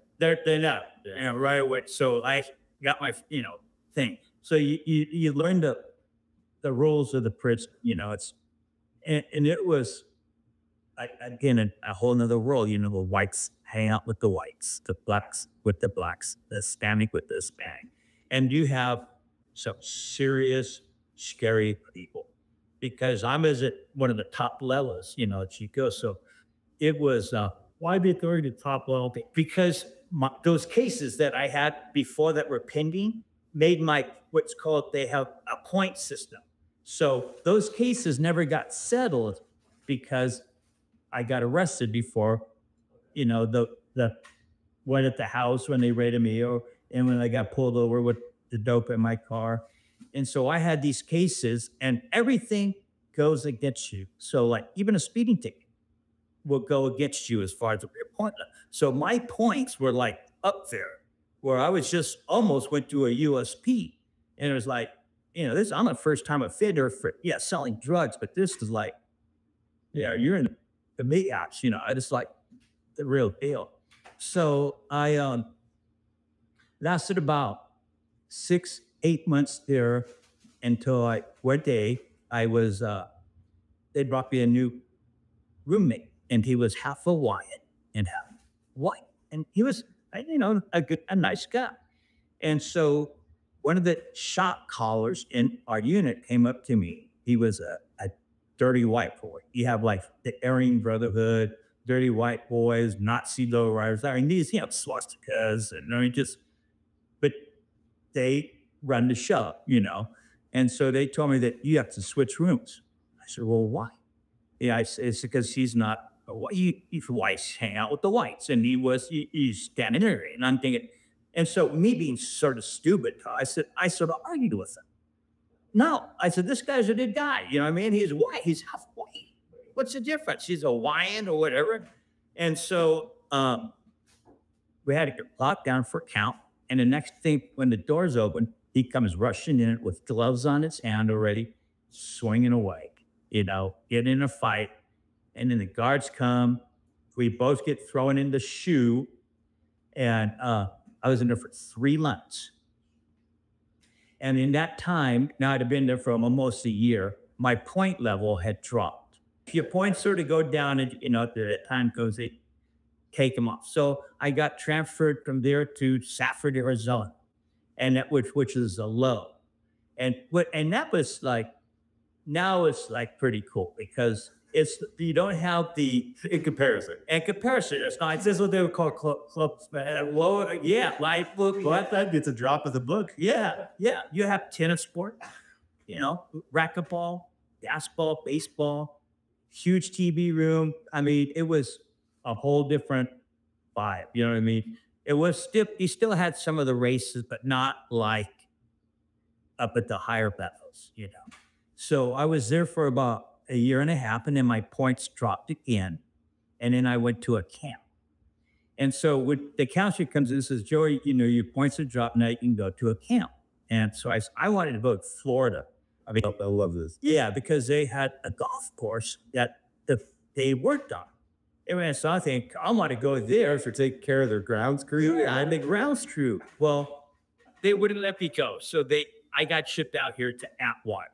And Atwater was a small camp, like 100 people in our camp here in California. And across the street was the USP, which is like the highest level. And in the USP, there at the time, I think there's 1,500 inmates, and 700 of them were in there for life. Now, when you're in the feds for life, you die in prison. You're not picking up. There's no parole. There's no good time. It's over for you. So there's no boundaries in there. I mean, they'll stab you for looking at cross. And so our camp is basically like a service camp for them because they were locked down every week. There's a stack, there's a guy got stacked, or it's something. So, but the camp was like a joke.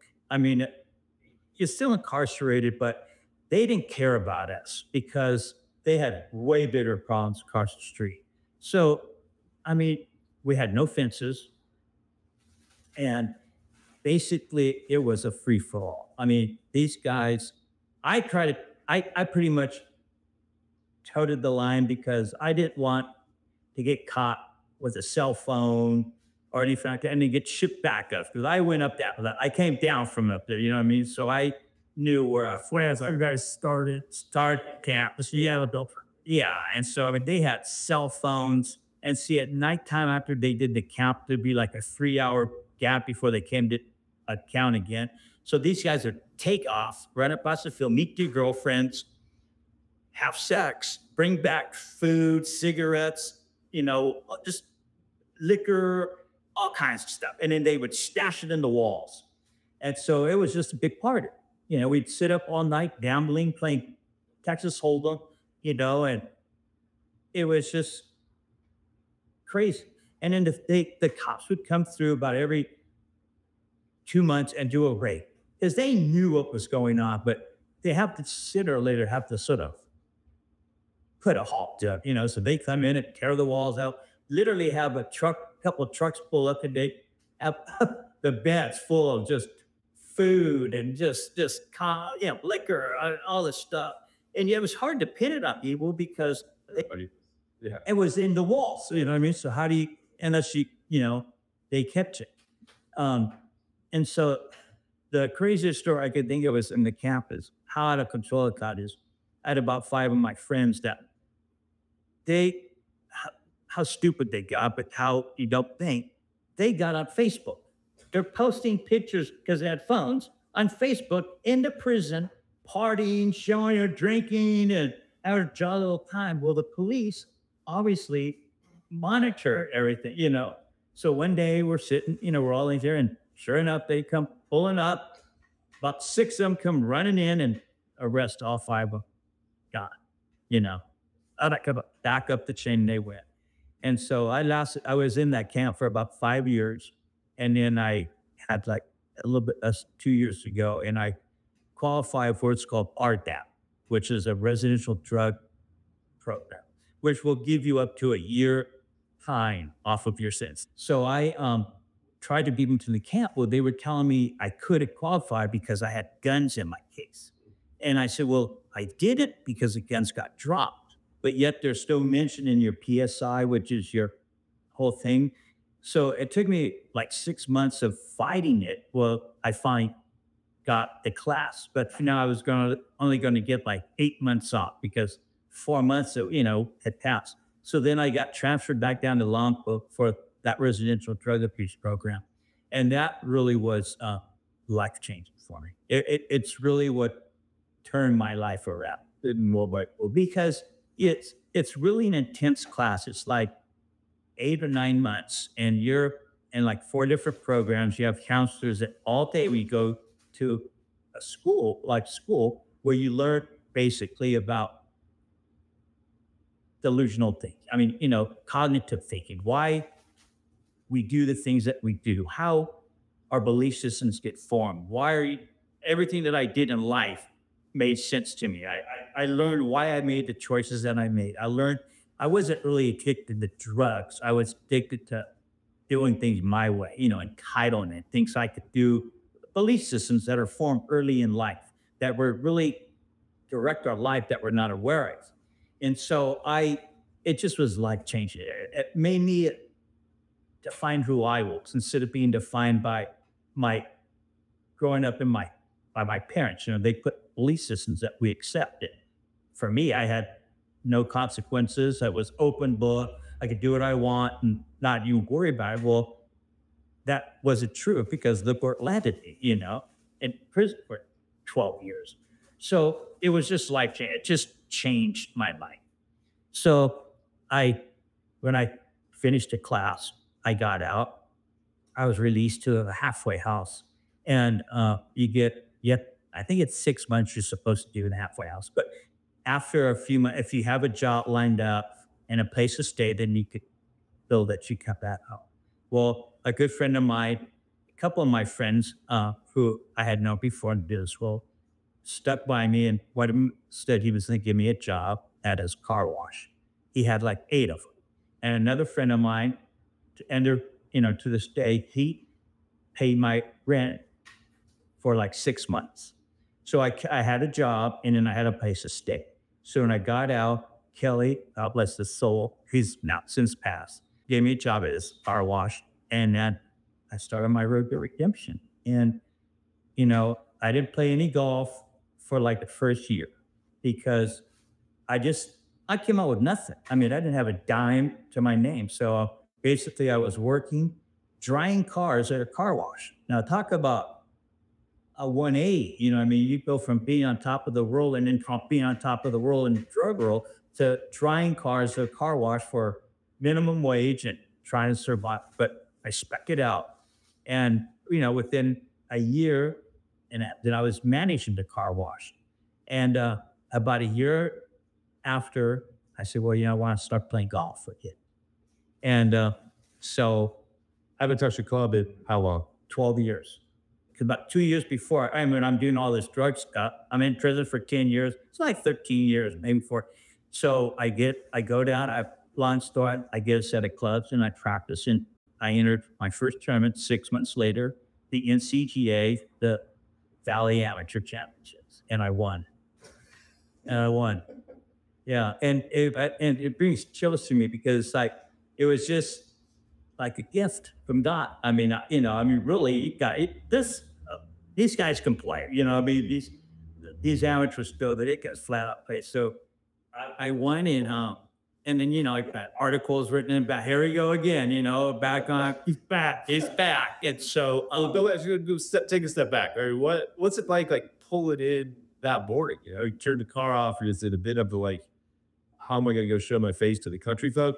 Yeah, you don't think that I'm definitely embarrassed, because here's guys that I've known my whole life and, Joey in prison and that they all know the story. And you know what? I can honestly say that the welcoming it touched my heart. It could bring tears to my heart because I was welcomed back with open arms. But believe me, there was eyes on it. They're all, wanting to, how's that? Hey, that guy looks just like. Yeah, I had a lot to prove just to my family, my friends, everybody, because, is he going to really change? Is he going to change his ways? And it's taken years to prove myself, and and I think I have. I take responsibility for everything I've done, and I'm just grateful. I've been playing. I was about 4 years after that. About 5 years, and I won North California Super Senior Player of the Year. And I've been winning tournaments and playing good golf again, and and so then I decided to write this book, and it just and what made me do it is as I state the book in the prologue in the beginning. After I got out and I've done what I've done, but I had a heart attack.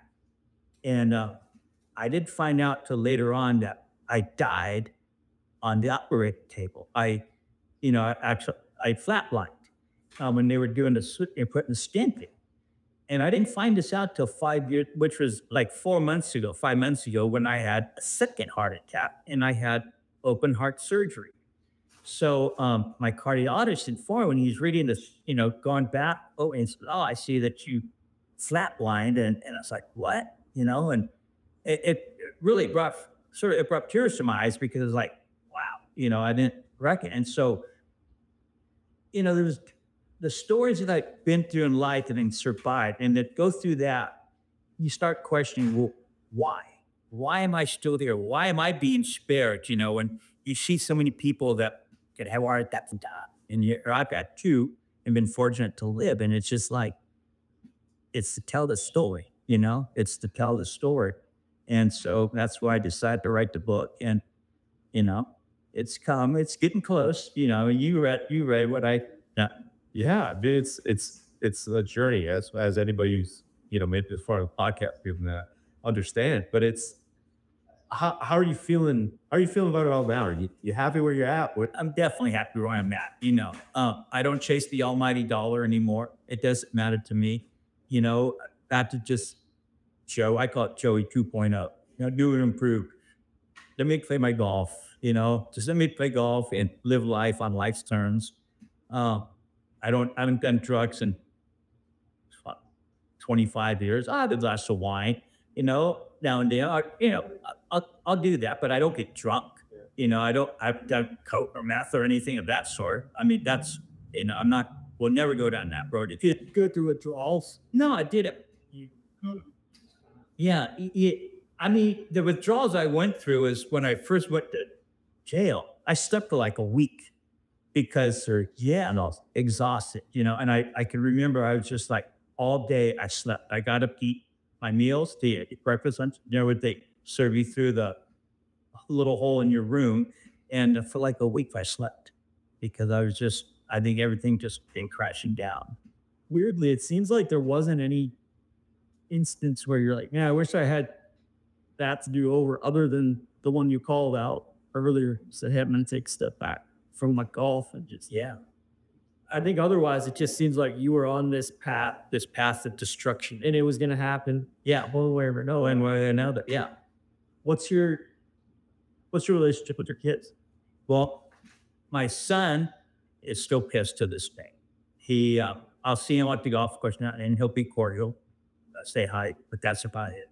My daughter, Giovanna, who's my youngest one, we have a really good relationship, but her mother to this day uses the kids against me because she just holds them ransom for what I get, And Giovanna, she used to come sneak to the prison when I got the Atwater and come visit me, unbeknownst to her mom, who would probably, would have unglued if she knew it. So I've had a good relationship with her, but a couple of years ago, I think maybe because I sort of pushed a lot to build that relationship again, and she just sort of has backed off. My middle child, Christina, who's, with Sean O'Hara. By the way, she paid for another podcast. she's my star child. I mean, we've always had a great relationship. She's always stood by me. I mean, I can remember when I first got arrested, and she would come up and visit me and cry. How old was she? She was like 16, and she would cry. I mean, after a couple of years, I think she was 14 when I actually got arrested. And in 2 years, she would come up and say, why, Dad, why'd you abandon us? And I didn't look at it like I was just a mess. I wasn't thinking I was abandoning my children. I just was overwhelmed with everything that was going on, and I didn't know how to handle it. And I didn't handle it very well, that's for sure. I paid a consequence for it. So Christina and I have, to this day, a very good relationship. And Joe and the other two. Giovanna, I know, is cool, but for some reason, she's taken a step back. Joey, that's not him. I made my peace. I've apologized. I've taken responsibility. I've proved myself now I've been out 12 years now, 11 years. And so I proved myself that, you had to let it go. You have to let it go sooner or later, but I can't force it. Did you ever talk to your dad again? Well, story. So when I was incarcerated, Mike Gav was really hard on Obama. And when I was in Atwater, the chaplain came up to me one day, this is about 2 years before I got out, and said they notified that my father was sick and that he probably wasn't going to live, another month or whatever. So they gave me the option because I'm in a camp. So they said, well, we'll give you the option. You could go see him now, or you can go to his funeral. So I chose to go see him while he was still alive, And I'll never forget, my cousin came and picked me up, and we came down to the house. He was in hospice care. He was in bed, and I'm crying. And I told him, I said, Dad, I'm so sorry for everything that I've done. I truly am. I asked for your forgiveness. I said, can you please forgive me? You know what he says, almost. Almost. And I just start, wow, wow. And then he passed like 2 weeks later. Yeah. So, I tried, but that's what I grew up with. I don't know why he was so hard on me. But he was, Yeah. What's the relationship with golf? You playing like I'm playing today? I'm playing through, I just had open heart surgery. Oh, 5 months ago now. So, the doctor told me, he said, Joey, 2 months, you can go out and putt a little bit. And so I'll tell you a story, and this is pretty good. So when he came into heart surgery, because they have to prep you when they're going to catch you open. It takes like a day and a half before you go in. They prep you.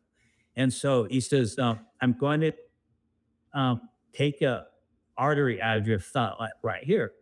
And he says, it's the best artery that we could take, because we have to do this. You can't have a stent. It's really damaged. I'm fortunate to live. And he says, but this thing is, he goes, you're going to have some numbness there. And I said, like, for how long? He says, probably forever. So, wait a minute, dog. I said, wait. I said, hey, I'm a golfer.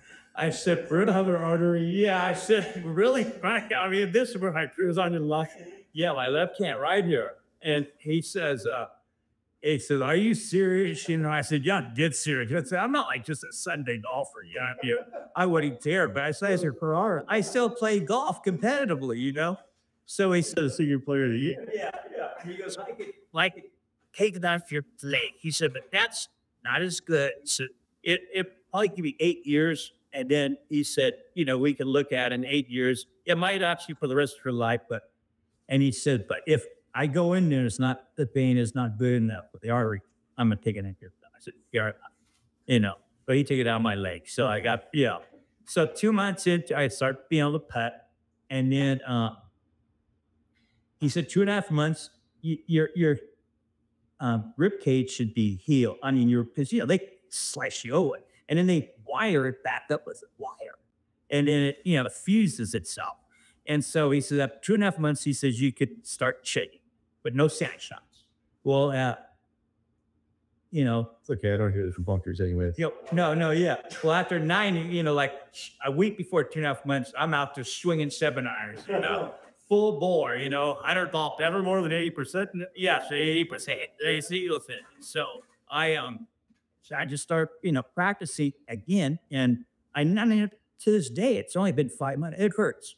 But I just, it's just passion. It's just what I love doing. So I played some tournaments, shot like 82, 83, 81. And it was, talk about being embarrassed.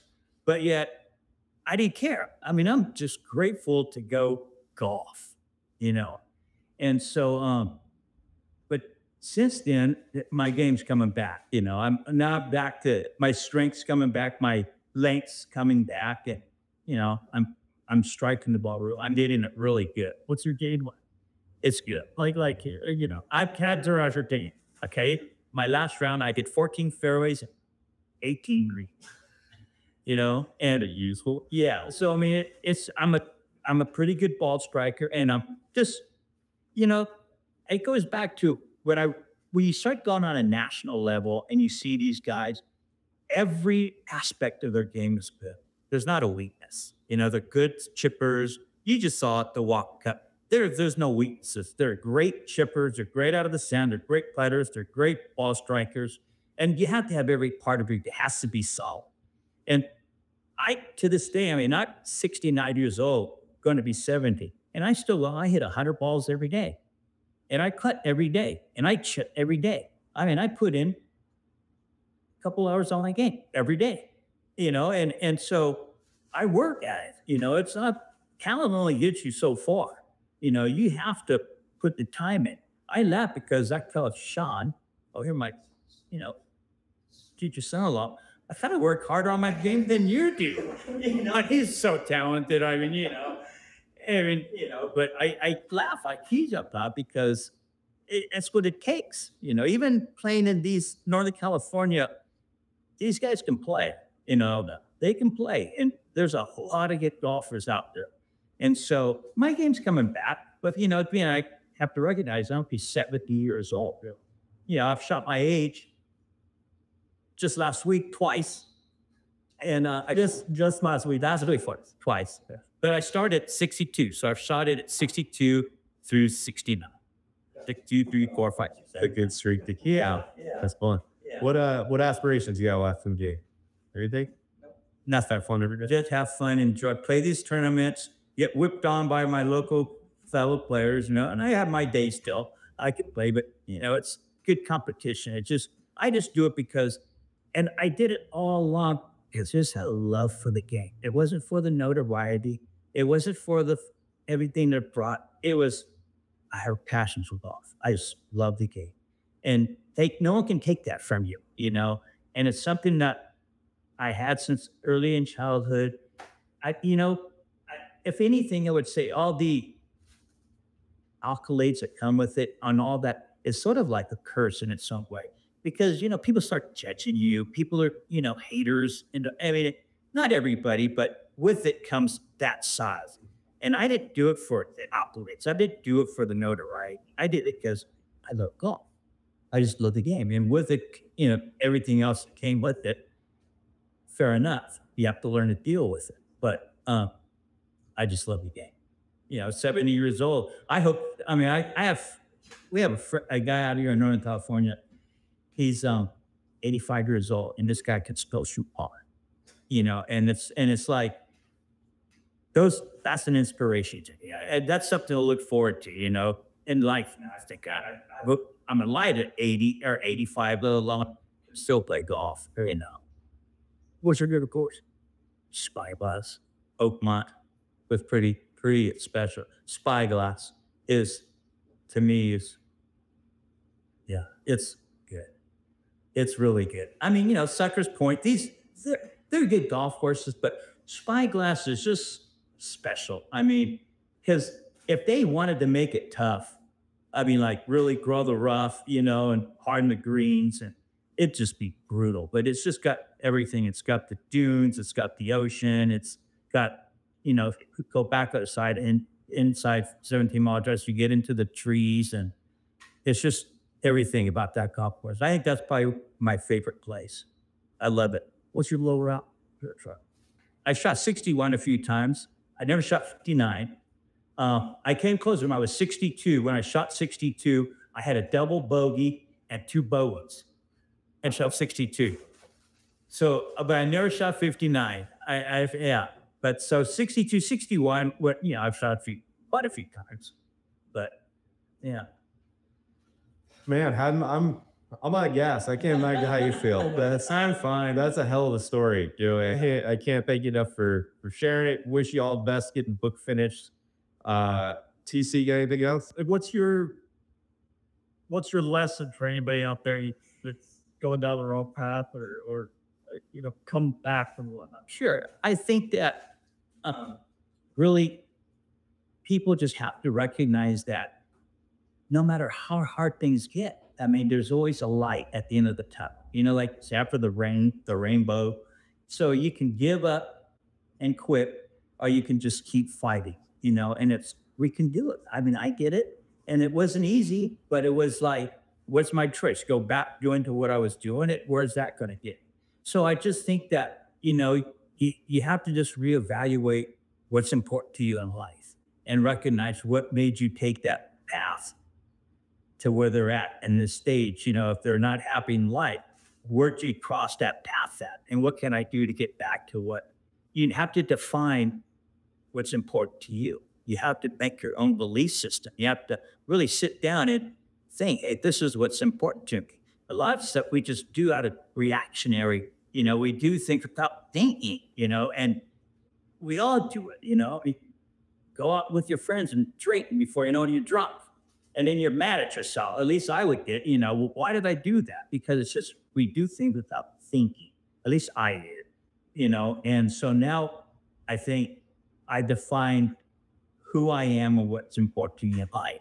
And so I think people need to understand that we can all do it, and don't let life define who you are. You define what you want in your life. Do you think there's an alternate timeline? Let's say you grew up different kind of place. You would have turned pro and poured yourself into that. Well, I mean, today's world, without a doubt, because this meal money and this money that these guys got, they don't even have to win out on the tour, and they're millionaires. And it's just stupid the money that they have. That didn't, when I had that opportunity, like Ernie George said, and I had friends that have played out there. It's a lifestyle. You're out on the road 30 something weeks out of the year, living in motels, missing cuts and going to the next one. It's not all fun and games like people think. They see the winners for sure, but it's far from that. It's a lifestyle, and it's not for a year or two.